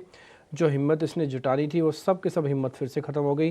जैसे मैं कई बार आपसे कहता हूँ कि रोज़ सुबह उठो, रोज़ मार्केट का लाल निशान देखो, फिर सो जाओ, फिर सुबह उठो, फिर मार्केट को पिटते हुए देखो, फिर सो जाओ। ये पिछले 5 दिन से हो रहा है। ये हफ्ता बहुत ही ख़राब गया बाज़ार के लिए। हर उम्मीद पे पानी फिरता गया और बाज़ार ने तेज़ी से बड़े बड़े कट सिखाए। आप कैंडल्स देखोगे तो आपको देख के खुद हैरानी हो जाएगी कि कैंडल्स को पार कौन पाएगा, कैसे आएंगे ऊपर हम। अब तो बहुत दूर चले गए हैं, ऐसा लोगों को फील हो रहा है ना। तो लेकिन अब मैन फ्रॉम मोतीलाल ओसवाल चंदन तापड़िया हमारे साथ जुड़ चुके हैं, उनसे ज़रा बातचीत करते हैं। चंदन सर बहुत बहुत शुक्रिया, थैंक यू वेरी मच। पहले तो सुनील सर आपका भी बहुत शुक्रिया, आप सुबह से आप हमारे साथ बैठे हैं और आपने बहुत समय दिया आज, आपने अपनी इंटेलिजेंस का, इसके लिए बहुत बहुत शुक्रिया। चंदन सर आपका स्वागत है कार्यक्रम में। सर ऐसी नहीं है कि बात कि बाज़ार में गिरावट नहीं आ सकती थी, बाज़ार में गिरावट आ सकती थी, आई भी है, लेकिन ऐसी गिरावट आ गई आपके पास तो अब संभलने का मौका ही नहीं मिल रहा, टूटे ही जा रहे हैं नॉन स्टॉप। अब इतनी दूरी हो गई है कि उसको ठीक करना, एवरेज करने के लिए भी आपको पैसों की ज़रूरत अलग तरीके से ढूंढ के लाना पड़ेंगे। अब आपको पैसे, कहने का मेरा मतलब है बाज़ार में बहुत ज़्यादा गिरावट आ गई, ये पुल बैक आ क्यों नहीं रहा? जी देखिए, गुड मॉर्निंग। बाजार में सस्टेन सेलिंग प्रेशर है और हर छोटा मोटा उछाल है वो बिकवाली में तब्दील हो रहा है। तो एफआईएस की जो बेरुखी है वो एक उसका मुख्य चिंता का कारण है, और उसके अलावा ग्लोबल डेटा सेटअप है वो एक थोड़ा सा नेगेटिव इंडिकेशन देखने को मिल रहा है। चाहे आप चाहे डॉलर इंडेक्स की बात करें या फिर आप ग्लोबल इंडाइसिस की वीकनेस की बात करें। यूजुअली मार्केट में जो मेजर सपोर्ट है वो 23,300-23,000 के आसपास होगा, और ऐसा लग रहा है कि उन लेवल तक इंडेक्स है वो फिसलता हुआ नजर आना चाहिए। तो इस बार बिकवाली ज्यादा हुई है, और अगेन काफी दिनों के बाद में ये सेल ऑफ देखने को मिला है। तो I think we have to deal with the same as of now. जल्दबाजी नहीं करना चाहिए, बाजार को एक मेजर बॉटम बनाना चाहिए, उसके बाद में यहाँ पे हम ट्रेड सेटअप के लेवल ढूंढते रहेंगे। बट अभी तक जिस हिसाब से प्राइस सेटअप है इंडिकेट कर रहा है कि जब तक निफ्टी 23,700 के नीचे है, नीचे में 23,333 और 23,000 तक के लेवल फिसलते हुए मिलने चाहिए। ठीक है सर, आज आपके ट्रेड कौन से हैं, शेयर्स कौन से ढूंढे आपने? देखिए, बाजार में एडवांस डिक्लाइन रेशियो नेगेटिव है और बैंक निफ्टी यहाँ पे अंडर परफॉर्म कर रहा है, तो वीकनेस रहेगी और कोई भी लॉन्ग पोजीशन के लिए अग्रेसिव नहीं रहे, ये सलाह रहेगी। मुझे यदि तेजी ढूंढनी है तो मैं आईटी काउंटर में ही ढूंढूंगा विद द व्यू कि वहां पे थोड़ा बहुत कंफर्टेबली होल्ड करता हुआ नजर आए, और दूसरा मेरे को यदि ढूंढना है तो मैं फार्मा के काउंटर पे ढूंढूं तो मैं LTI माइंट्री पे फोकस करना चाहूंगा पॉजिटिव बायस के लिए। LTI माइंट्री में हाई टॉप से हाई बॉटम फॉर्मेशन बन रहे हैं बाजार की वीकनेस के बावजूद। तो यहाँ पे 5850 के स्टॉप लॉस से खरीदारी की सलाह रखेंगे, ऊपर में 6250 तक के टारगेट के लिए। वहीं बिकवाली की बात करें तो AB कैपिटल में बिकवाली की सलाह रहेगी, वीक स्ट्रक्चर है, लोअर टॉप लोअर बॉटम बन रहे हैं, 176 का हर्डल है, नीचे में 162 तक के टारगेट बनने चाहिए। ठीक है, डन। तो अभी भी आप थोड़ा शॉर्ट कॉल्स के साथ ही हैं और AB कैपिटल तो शॉर्ट बकायदा दिख रहा है, स्क्रीन से ही दिख रहा है कि काफ़ी वीक काउंटर्स हैं। ठीक है सर, डन। सर आज TCS के नंबर्स ने थोड़ा IT के अंदर एकदम से तेज़ी दिखाई थी, लेकिन आज वो भी नहीं संभाल पा रहे मार्केट के अंदर। अब देखो आप करीब 70 पॉइंट की गिरावट हो चुकी है और 350 पॉइंट, अब तो 50,000 छोड़ो 49,000 भी तोड़ने की कगार पर आ गए हैं। कहाँ 10 दिन पहले तक आप 53,000 हुआ करते थे। 10-15 दिनों में क्या है, एकदम से मार्केट साफ हो गया। ऐसा लग रहा है कि इसको कोई रोकना ही नहीं चाहता। इस तरह का फॉल हो रहा है और इस तरह की प्रॉब्लम है। और अभी जस्ट 15 का विक्स आया और ये तो तब है जब TCS के नंबर्स अच्छे आ गए। ये तो तब है, तभी हालत है। सोच के देखो आप कि हम किस जगह पर खड़े हैं। FIs का कौन कहता है FIs की ज़रूरत नहीं है इंडियन मार्केट में? ज़रा दिखाओ तो सही उसकी मेरे को शक्ल। कौन कहता है FIs की रिक्वायरमेंट नहीं है, खाली DI से काम चल जाएगा हमारा? कौन है वो ऐसा आदमी? अब देखो FIs की कितनी इंपॉर्टेंस आपको समझ में आ रही है। और मैंने अभी चंदन सर से सिर्फ बेसिक से सवाल पूछा कि क्यों नहीं पुल बैक आ रहा, उन्होंने छूटते ही सीधी बात बोली कि FIs की बेरुखी है। वो ये भी तो कह सकते थे कि और भी 10 चीज़ें हैं। बट एनी हाउ, करीब अभी भी तेज़ गिरावट मार्केट के अंदर देखने को मिल रही है। मैं कुछ शेयर्स निकाल रहा हूँ F&O शीट से, जहाँ पर आज लॉन्ग शॉर्ट रेशियो के हिसाब से कुछ ट्रेड मिल जाएंगे मेरे को आज। IT के अलावा तो कुछ दिख ही नहीं रहा। इसके अलावा पूछूँ तो क्या पूछूँ मैं आपको? नेस्ले इंडिया चेक करना चंदन सर एक बार आप। नेस्ले इंडिया, बिल्कुल नेस्ले की बात करें, नेस्ले अच्छा काउंटर है वो इस मार्केट में। कंसर्न ये है कि मार्केट नहीं टिक पा रहा है, इसके लिए फॉलो पाना मुश्किल है। बट अच्छी बात यह है कि ये खुद काउंटर अपने आप में होल्ड कर रहा है, तो यहाँ पे लॉन्ग की पोजीशन देखे जा सकते हैं। हल्का सा डिप आए तो 2210 के सपोर्ट से ले, ऊपर में 2350 के टारगेट। ठीक है, डन।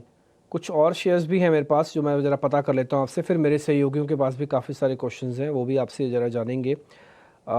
एक शेयर और है, ये ज़रा कुणाल भाई आप बताना हाँ इस शेयर के बारे में। जस्ट अ मिनट, कुछ शेयर अच्छा मिल नहीं रहा है एक्चुअली, मैं इसलिए मैं पूछ ही नहीं पा रहा हूँ। चलो हटाओ, लॉन्ग हटाओ, शॉर्ट दिखाता हूँ। शॉर्ट वाले शेयर्स में टाटा एलेक्सी सर चेक करना और कितना डिप आ सकता है। 8% तो हो ही गया। कुणाल जी, टाटा एलेक्सी कितना टूटेगा? वेल मेजर सपोर्ट जितने भी थे सारे के सारे सपोर्ट काउंटर ने फिलहाल ब्रेक कर दिए हैं एंड यहाँ से फर्दर गिरावट भी स्टॉक में देखने को मिल सकती है। इंटरमीडिएट सपोर्ट की बात करूँ तो 5770 है, 5770 है, यहाँ तक स्टॉक आने के चांसेस फुल है। लेकिन अगर ये भी ब्रेक करता है तो ये स्टॉक नीचे 5200 तक के भी लेवल दिखाने के लिए रेडी हो जाएगा। सो मोटा मोटी जो ट्रेंड है वो डाउनसाइड का ही है, जो सेंटीमेंट है नेगेटिव का ही है। अच्छी खासी गिरावट ये स्टॉक में आने वाले दिनों में देखने को मिल सकती है। But Dimpy ji, risk reward उतना फेवरेबल नहीं बनेगा अगर मैं फ्रेश शॉर्ट की बात करूं तो। फ्रेश शॉट नहीं करना, रिस्क रिवॉर्ड इतना ठीक नहीं है, बट शेयर कमज़ोर है, ऊपर आने में समय लगेगा, थोड़ा और डेंट भी आ सकता है, तो मेंटली प्रिपेयर रहना। मैं तो उन लोगों से थोड़ा अपना मतलब सहानुभूति रखता हूँ जिनके पास सिस्टम में अभी भी माल पड़ा है और बेचारे किसी न किसी करके मैनेज कर रहे हैं। मेरे को नए आदमी की ज़रा परवाह ही नहीं है, क्योंकि नया आदमी तो बाज़ार देख रहा है, वो बेचारा आना भी चाहेगा तो नहीं आ पाएगा, क्योंकि मार्केट उसको एंट्री मतलब क्या वो लेगा भी क्या, वो तो सेंटिमेंट इतने वीक है मार्केट के। लेकिन उन लोगों की हिम्मत है जो अभी भी अपने सौदों को बचा के बैठे हैं और ये उम्मीद में बैठे हैं कि मार्केट अच्छे से रिकवर करके आएगा। देखो, आप भले इंडेक्स के ट्रेडर नहीं हो, आप निफ्टी नहीं लेते, क्या निफ्टी और बैंक निफ्टी देख के आप मार्केट में नहीं उतरते? आप बताइए मेरे को। आप अपने दोस्त से जब कहते हैं कि बाज़ार चल रहा है, टूट रहा है, तो निफ्टी बैंक निफ्टी को ही देखते हो आप। तो इंडेक्स क्या करता है कि आपको ये पूरी ना पिक्चर आपके सामने ड्रॉ कर देता, आपका चश्मा ही वही डाल देगा मंदी और तेज़ी का।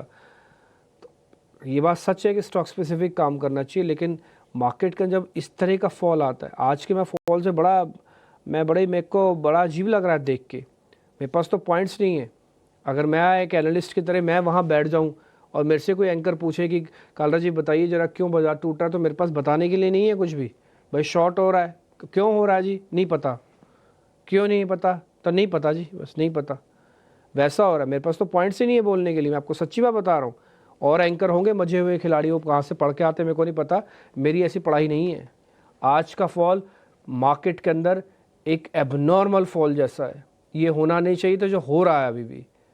अच्छे नंबर, अच्छे सेंटिमेंट, सब कुछ, आप ऑलरेडी बॉटम पे भी खड़े थे, लेकिन उसके बावजूद भी आप इस तरह का 400 पॉइंट साफ कर दोगे, भगवान जाने क्या हो रहा है। कोई तो सुने, कोई तो सुने रिटेलर्स की, कोई तो सुने जिन लोगों के पैसे सिस्टम में लगे हैं, जिन लोगों की SIP जाती हैं। कल ही 26,000 करोड़ रुपए का नंबर आया कि SIP तो नहीं घट रही है, लेकिन 26,000 करोड़ रुपया फूकने के लिए थोड़ी आया मार्केट में। थोड़ा सा तो गवर्नमेंट को भी सचेत होना चाहिए, रेगुलेटर्स को, एक्सचेंजेस को कुछ तो जागना चाहिए। ऐसे फ्री फॉल मत होने दो मार्केट को, इमेज बहुत ख़राब जाएगी रिटेलर्स की बद में। और एक बार का डरा हुआ आदमी ना फिर आता नहीं है मार्केट में बार बार। जिस चीज़ का आप झंडा बुलंद करके आप छाती ठोक ठोक के बोलते हो ना कि हमारा देश का रिटेलर समझदार है, यही रिटेलर जिस दिन आपसे रूठ गया ना, आपको पता लग जाएगा, छाती नहीं ठोक पाओगे आप सब लोग। तो रिटेलर्स के लिए कुछ कीजिए। जिस तरह का मार्केट के अंदर फ्री फॉल है, ये एबनॉर्मल इन नेचर है। खैर आगे बढ़ते हैं। चंदन सर आप ही बताइए, मेरे पास नहीं है क्वेश्चंस, आप बताइए आप क्या ढूंढ रहे हैं। देखिए बिल्कुल सही है, और बाजार में इतना कोई मेजर चेंज हुआ नहीं है जिसकी वजह से इंडेक्स इतना गिरना चाहिए। इनफैक्ट आप देखोगे कि SIP फ्लो कंटिन्यूसली, आपने बिल्कुल सही कहा, और ये लगातार मंथ ऑन मंथ बेसिस पे ट्रैक रिकॉर्ड आ रहा है। सेंटिमेंट इंडियन इक्विटी मार्केट का नहीं खराब हुआ है, क्योंकि रियल में लोगों ने 4 सालों में पैसे बनाए हैं। तो कहीं ना कहीं जो फॉलो अप एक्टिविटीज नहीं आ रही है, वही एक रीजन है। जबकि आप देखोगे FIs का डेटा भले नेगेटिव, वो DIs लगातार खरीदारी कर रहे हैं। तो लोकल पब्लिक, रिटेलर्स, डोमेस्टिक, वो कंटिन्यूसली यहाँ पे खरीदारी कर ही रहे हैं। सेलिंग की वजह या तो डॉलर इंडेक्स हो सकता है या थोड़ा बहुत ग्लोबल मार्केट हो सकता है। बट मेरे को भी नहीं समझ में आ रहा कि ग्लोबल मार्केट इतना क्या वीक हो सकता है कि इंडेक्स अभी भी लगातार लोअर टॉप लोअर बॉटम के फॉर्मेशन बना रहा है। I think wait and watch करें, मार्केट स्टेबल हो तभी यहाँ पे देखें। और यूजुअली इंडेक्स में और मार्केट में क्या होता है, ट्रेंड के हिसाब से काम होता है। एक बार ट्रेंड बिगड़ जाता है तो वहाँ पे फॉलो अप आना थोड़ा मुश्किल हो जाता है। तो इंडियन मार्केट का शॉर्ट टर्म ट्रेंड है, वो थोड़ा प्रेशर में आ चुका है, और जब तक ट्रेंड चेंज नहीं होगा तब तक मेजर रिकवरी हो जाना मार्केट में मुश्किल रहेगा। काफ़ी गिरावट और संभलने की कोशिश में भी नहीं दिख रहा है बाजार फिलहाल। अभी अगर आप देखें तो 300 अंकों से ज़्यादा की कमज़ोरी है निफ्टी बैंक में, और 60 अंकों से ज़्यादा की गिरावट अभी निफ्टी 50 में 23,500 को भी तोड़ता हुआ नीचे निकल रहा है। और इन लेवल्स पे स्टेबिलिटी आना थोड़ा सा मुश्किल हो गया है, क्योंकि चंदन का भी ये मानना है कि थोड़ा सा शॉर्ट टर्म ट्रेंड जो है थोड़ा बिगड़ गया है, और ऐसे बिगड़े हुए शॉर्ट टर्म ट्रेंड को इम्प्रूव होने के लिए थोड़ा सा वक्त ज़रूर लग जाता है। तो देखते हैं कि क्या यहाँ से और भी गिरावट हावी होती है या फिर हम थोड़ा संभलने की कोशिश करेंगे। पर एडवांस डिक्लाइन का रेशियो भी देखें तो NSE में 2000 से ज़्यादा काउंटर्स हैं जहाँ पर गिरावट है, और मात्र 250 या 280 काउंटर्स हैं जहाँ पर फिलहाल आप हरे निशान में ट्रेड होता हुआ देख रहे हैं। पर चलिए अब आगे बढ़ते हैं और ऑप्शन की रणनीति समझेंगे। हमारे अगले सेगमेंट ऑप्शंस के चैंपियन का रुख करेंगे।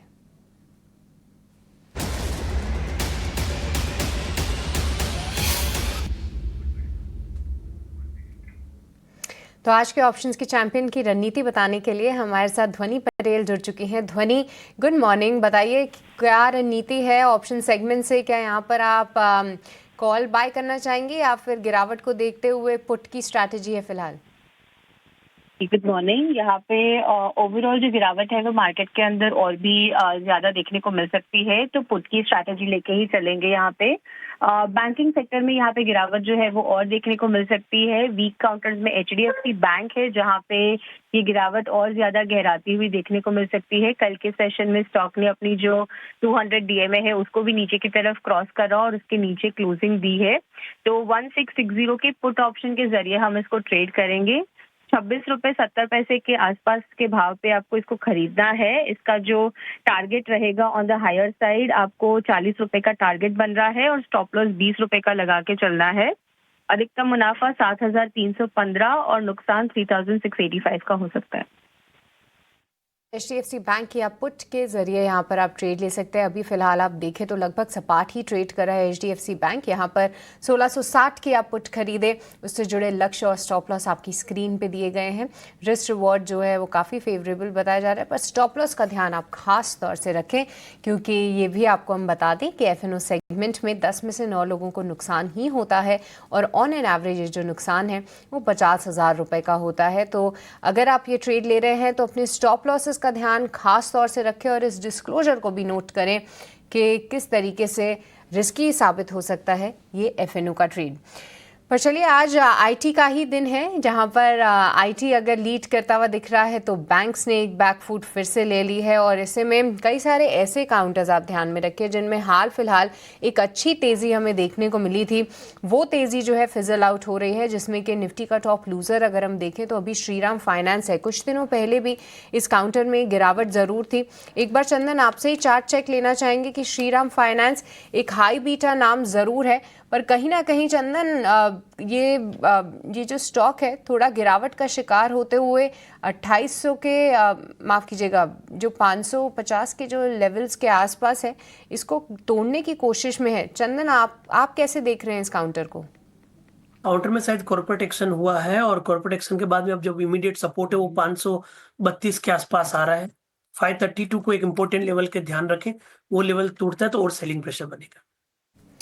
जी हाँ, श्रीराम फाइनेंस जो है आज एक कॉर्पोरेट एक्शन के चलते यहाँ पर एक एडजस्टमेंट हम आते हुए देख रहे हैं, तो इस काउंटर में और भी एक गिरावट ज़रूर है। पर इसी के साथ साथ अगर आप देखें तो यहाँ पे ऑलरेडी 3% से ज़्यादा की कमज़ोरी है, थोड़ा सा और जो है वो वीक हो सकता है। श्रीराम फाइनेंस पर नज़र ज़रूर रखेंगे।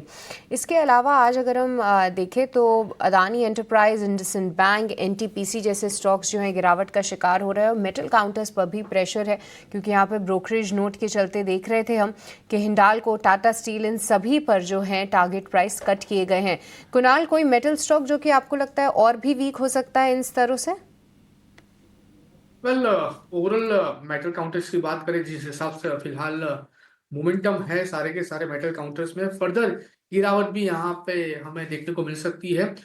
इन सब में एक स्टॉक है जहाँ पे रिसेंटली ब्रेकआउट भी हमें देखने को मिला है, टाटा स्टील। आप देखिए लगातार डाउन ट्रेंड में स्टॉक ट्रेड कर रहा है। वीकली चार्ट पे जो सपोर्ट था 137 का, वो भी स्टॉक ने ब्रेक कर दिया है। यहाँ से और फर्दर गिरावट में लग रहा है कि स्टॉक नीचे 123 और 123 ब्रेक होता है तो 114 तक के भी लेवल ये स्टॉक दिखा सकता है। मेरा मानना है कि जिस हिसाब से ब्रेकडाउन आया है यहाँ पर प्रेजेंट लेवल पे एक बार शॉर्ट करके चला जा सकता है, क्योंकि स्टार्टिंग में ही जो वॉल्यूम क्रिएट हुए हैं उस वॉल्यूम के बेस पर स्टॉक फर्दर गिरावट देने के लिए रेडी है। लोअर लेवल से इसको शॉर्ट करके चलना चाहिए। ऊपरी लेवल पे जो एंटर होगा उसका डे हाई होगा 130.50 का डे हाई होगा। टारगेट की बात करें 123 का पहला टारगेट है। 123 जैसे ही ब्रेक होता है 114 का जो हमने टारगेट बोला वो भी हमें यहाँ पे देखने को मिल सकता है। तो सारे मेटल काउंटर्स में से मुझे लग रहा है टाटा स्टील में अच्छी खासी मोमेंटम डाउन साइड में हमें देखने को मिल सकती है। काउंटर्स में से टाटा स्टील को आप नज़र ज़रूर रख सकते हैं, यहाँ पर और भी गिरावट हावी हो सकती है। पर देखिए अब ऐसे बाज़ार में क्या करें जहाँ पे IT की जो तेज़ी है उसमें आप पार्टिसिपेट नहीं कर सकते, क्योंकि ऑलरेडी एक गैप अप ओपनिंग के साथ शुरुआत हुई है। साथ ही अगर आप देखें तो फाइनेंशियल्स पे अभी भी प्रेशर बरकरार है। टिक बाय टिक निफ्टी बैंक जो है और कमज़ोर होता हुआ दिख रहा है। निफ्टी के लीडर्स में सिर्फ IT ही काउंटर्स अभी फ़िलहाल आपको दिखेंगे, जहाँ पर इक्का दुक्का अगर आप देखें तो कुछ FMCG नाम भी शामिल हैं।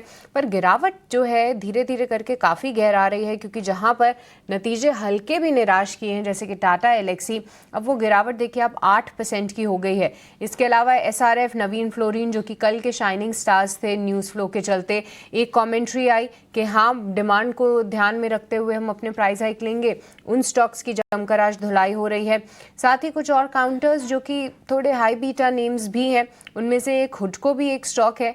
एक बार चंदन आपसे इस पे राय लेना चाहेंगे, हुडको कैसा दिख रहा है आपको चार्ट्स पे, क्योंकि कुछ दिनों पहले हमने भी इसकी चर्चा करी थी कि स्टॉक थोड़ा ऊपर जा रहा है पर पूरा मोमेंटम फिजल आउट होता हुआ अब क्या 220 तोड़ता हुआ दिखा है, कैसे देख रहे हैं आप इसे? वीक है, कहीं ना कहीं राउंडिंग टॉप फॉर्मेशन बने हैं। बिग वाली कंटिन्यू है, जो मल्टीपल सपोर्ट था 225 उसके नीचे टूटा है, तो मेरे हिसाब से 225 हर्डल का काम करेगा। नीचे में 212 210 तक भी स्टॉक फिसलना चाहिए। 212 और 210 तक भी हुडको का स्टॉक फिसल सकता है। कई सारे ऐसे स्टॉक्स हैं जो कि अपने इंपॉर्टेंट लेवल्स को तोड़ते हुए नजर आए हैं। उनमें से एक स्टॉक एक्साइट का भी है। चंदन, देखिए हम इस काउंटर की चर्चा कर भी रहे थे, ऑटो सेक्टर से भी हम इसको जोड़ते ज़रूर हैं। 400 का लेवल जो है काफ़ी इम्पॉर्टेंट और इंटरेस्टिंग भी साबित हो रहा था एक्साइट के लिए। आज देखें तो 390 के आसपास आ चुका है एक्साइट। क्या यहाँ से और कमज़ोर हो सकता है? कमजोरी बरकरार रहना चाहिए। लोअर टॉप लोअर बॉटम है, वीकेस्ट काउंटर है।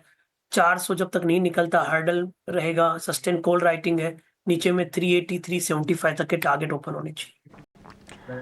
ओके, ये रहा है एक्साइड इंडस्ट्रीज पर। लेकिन बीएससी लिस्टेड स्टॉक्स को अगर देखेंगे, करीब 4 लाख करोड़ का मार्केट कैप इरोजन इस वक्त होता हुआ इनसेन सेलिंग नजर आ रही है। बाजार में गिरावट का रुख, लगातार गिरावट गहराती हुई।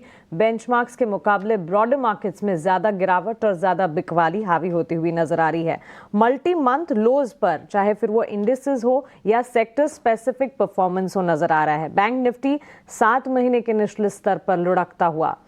सेक्टर स्पेसिफिक एफएमसीजी देखेंगे, मेटल देखेंगे, एनर्जी, पीएसयू बैंक, सारे के सारे सेक्टर्स में मल्टी मंथ लोज देखने को मिल रहे हैं। एनर्जी और पीएसयू बैंक सेक्टर्स को सामने लेकर आएंगे। करीब 11 महीने के निचले स्तर पर ये दोनों ही सेक्टर्स जो हैं वो आज लुढ़कते हुए नजर आए हैं। निफ्टी मेटल इंडेक्स 9 महीने के निचले स्तर पर। वहीं निफ्टी की अगर बात करें, 1 महीने में सबसे ज्यादा गिरावट इस वक्त जो है निफ्टी में हावी होती हुई। तो भारी बिकवाली का दबाव ऊपरी स्तरों से अगर देखेंगे, शुरुआती जिस तरह के सेंटिमेंट्स थे वहां से बेंचमार्क्स में और ब्रॉडर मार्केट्स में भारी सेलिंग देखने को मिलेगी। इस वक्त भले ही 100 अंकों की बिकवाली निफ्टी में 23,400 के लेवल्स आप देख रहे हैं, लेकिन ऊपरी स्तरों से ऑलमोस्ट 200 पॉइंट्स का फॉल यहां पर देखने को मिल चुका है। सेंसेक्स 500 अंक गिर चुका है। मिड कैप में 650 अंकों की बिकवाली और इंडिया विक्स जो कि फेयर इंडिकेटर है, यहां पर मजबूती जो नजर आ रही है वो और ज्यादा फेयर और ज्यादा डर पैदा करने का काम करिए। 15 के पार इस वक्त इंडिया विक्स ट्रेड करता हुआ करीब 5% की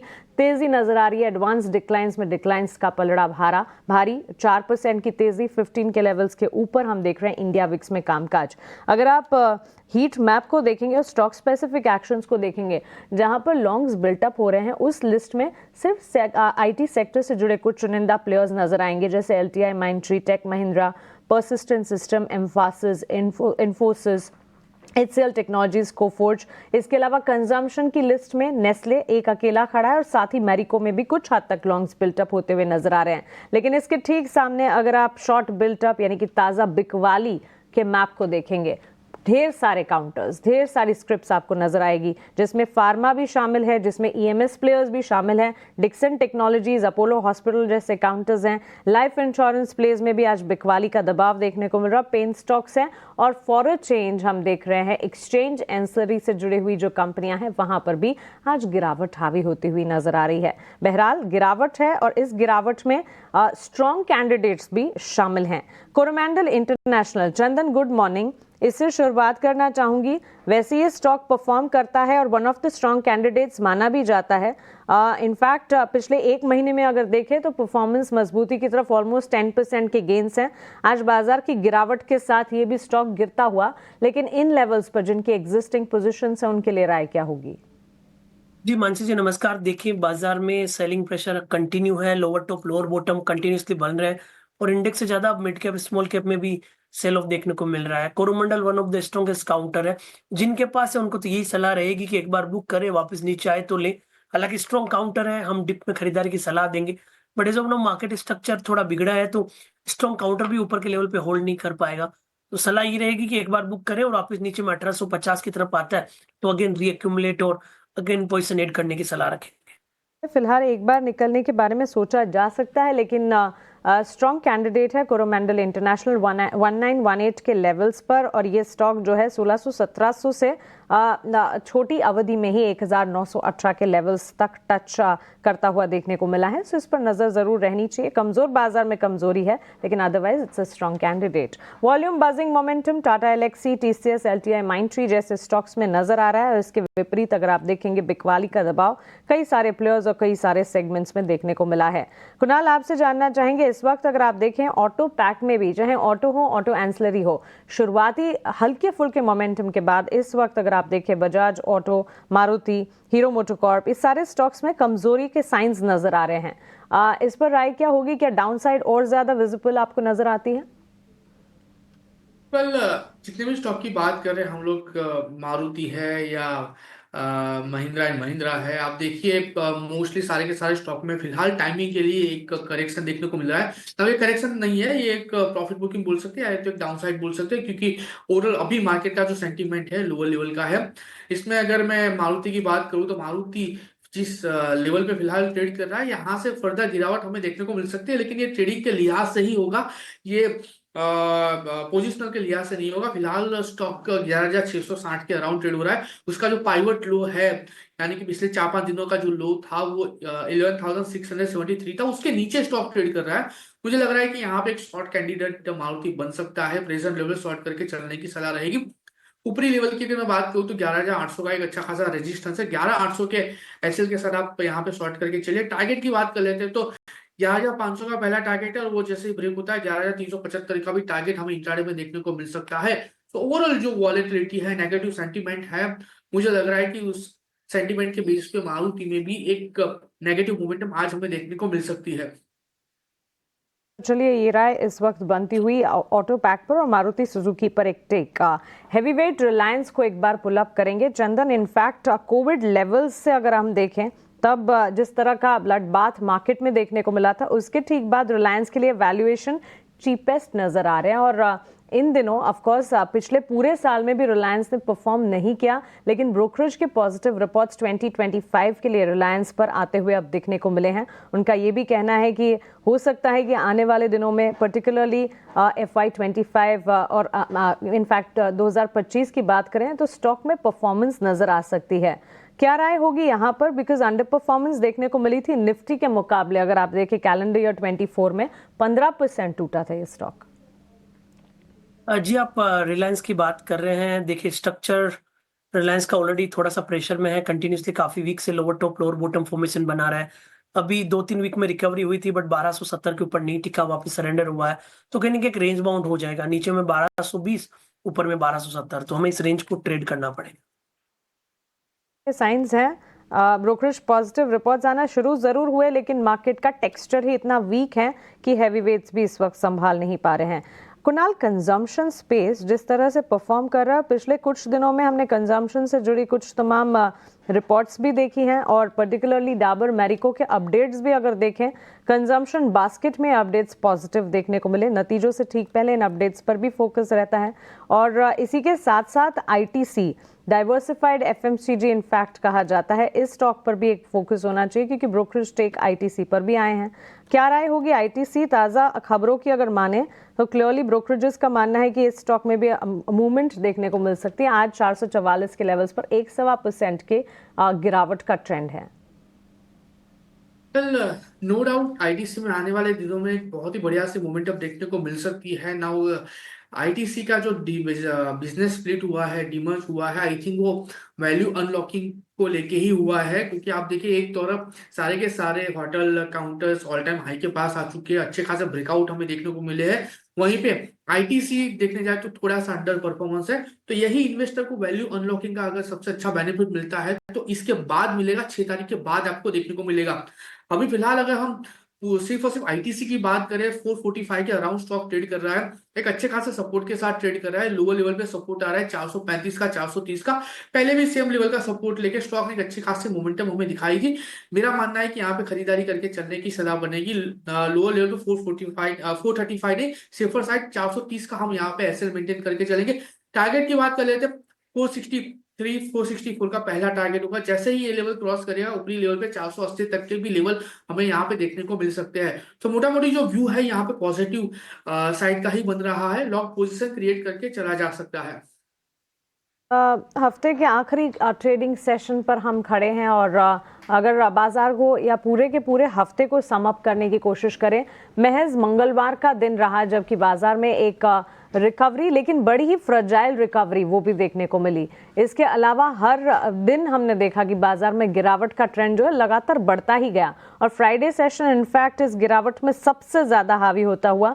पिछले 3-4 ट्रेडिंग सेशन में एटलीस्ट ब्रोकरेज रिपोर्ट्स जो आ रही थी उसका इम्पैक्ट जरूर देखने को मिला था, लेकिन आज जहां जहां ब्रोकरेज रिपोर्ट आई है वो स्टॉक्स भी परफॉर्म नहीं कर रहे हैं। आईटी सेक्टर में नतीजों की शुरुआत टीसीएस से हुई, उसके बाद टीसीएस ने संभालने का काम जरूर किया, लेकिन टीसीएस के इनलाइन सेट ऑफ नंबर्स भी बाजार को संभाल नहीं पा रहे हैं। इस वक्त आईटी सेक्टर एकमात्र सेक्टर है जो कि हरे निशान में खड़ा है। टीसीएस के स्टॉक प्राइस में 4% की तेजी आप देख रहे हैं और टीसीएस पर ब्रोकरेज रिपोर्ट्स भी रही, लेकिन इसके अलावा बैंक्स, सिटी गैस डिस्ट्रीब्यूशन कंपनियां, मेटल पैक से जुड़ी कंपनियां, ऑटो सेक्टर से जुड़ी कंपनियां, हर तरफ गिरावट का ट्रेंड जो है वो बिल्कुल बरकरार है। कंजम्पशन शेयरों पर लगातार ब्रोकरेज के रिपोर्ट्स आ रहे हैं और ये ब्रोकरेज रिपोर्ट्स जो हैं इसका एक इम्पैक्ट पड़ता हुआ देखने को मिला है। फीनिक्स मिल्स पर, इनफैक्ट रियल एस्टेट बास्केट पर ही चंदन एक टेक आपका जानना चाहेंगे। आज इनफैक्ट खबर थी फीनिक्स मिल्स से जुड़े कुछ डेटा पॉइंट्स आए और पॉजिटिव डेटा पॉइंट्स थे। इनकी सेल्स की रिपोर्ट आती हुई दिखी, ऑलमोस्ट 1-1.5% की तेजी, ऊपरी स्तरों से हल्की सी बिकवाली इस वक्त नजर आएगी। गिरावट में इन स्तरों पर बिल्कुल हम समझ रहे हैं कि कहीं एंट्री पॉइंट्स नहीं बन रहे हैं, लेकिन रियल एस्टेट पैक में कौन से स्टॉक्स है जिन पर नजर होनी चाहिए?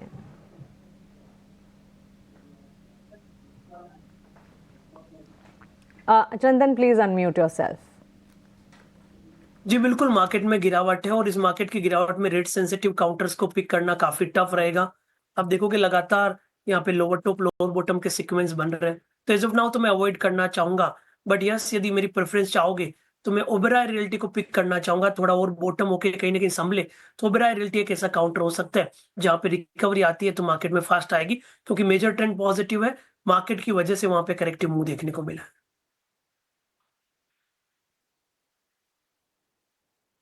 में भले ही हम देख रहे हैं कमजोरी के साइंस, लेकिन कमोडिटी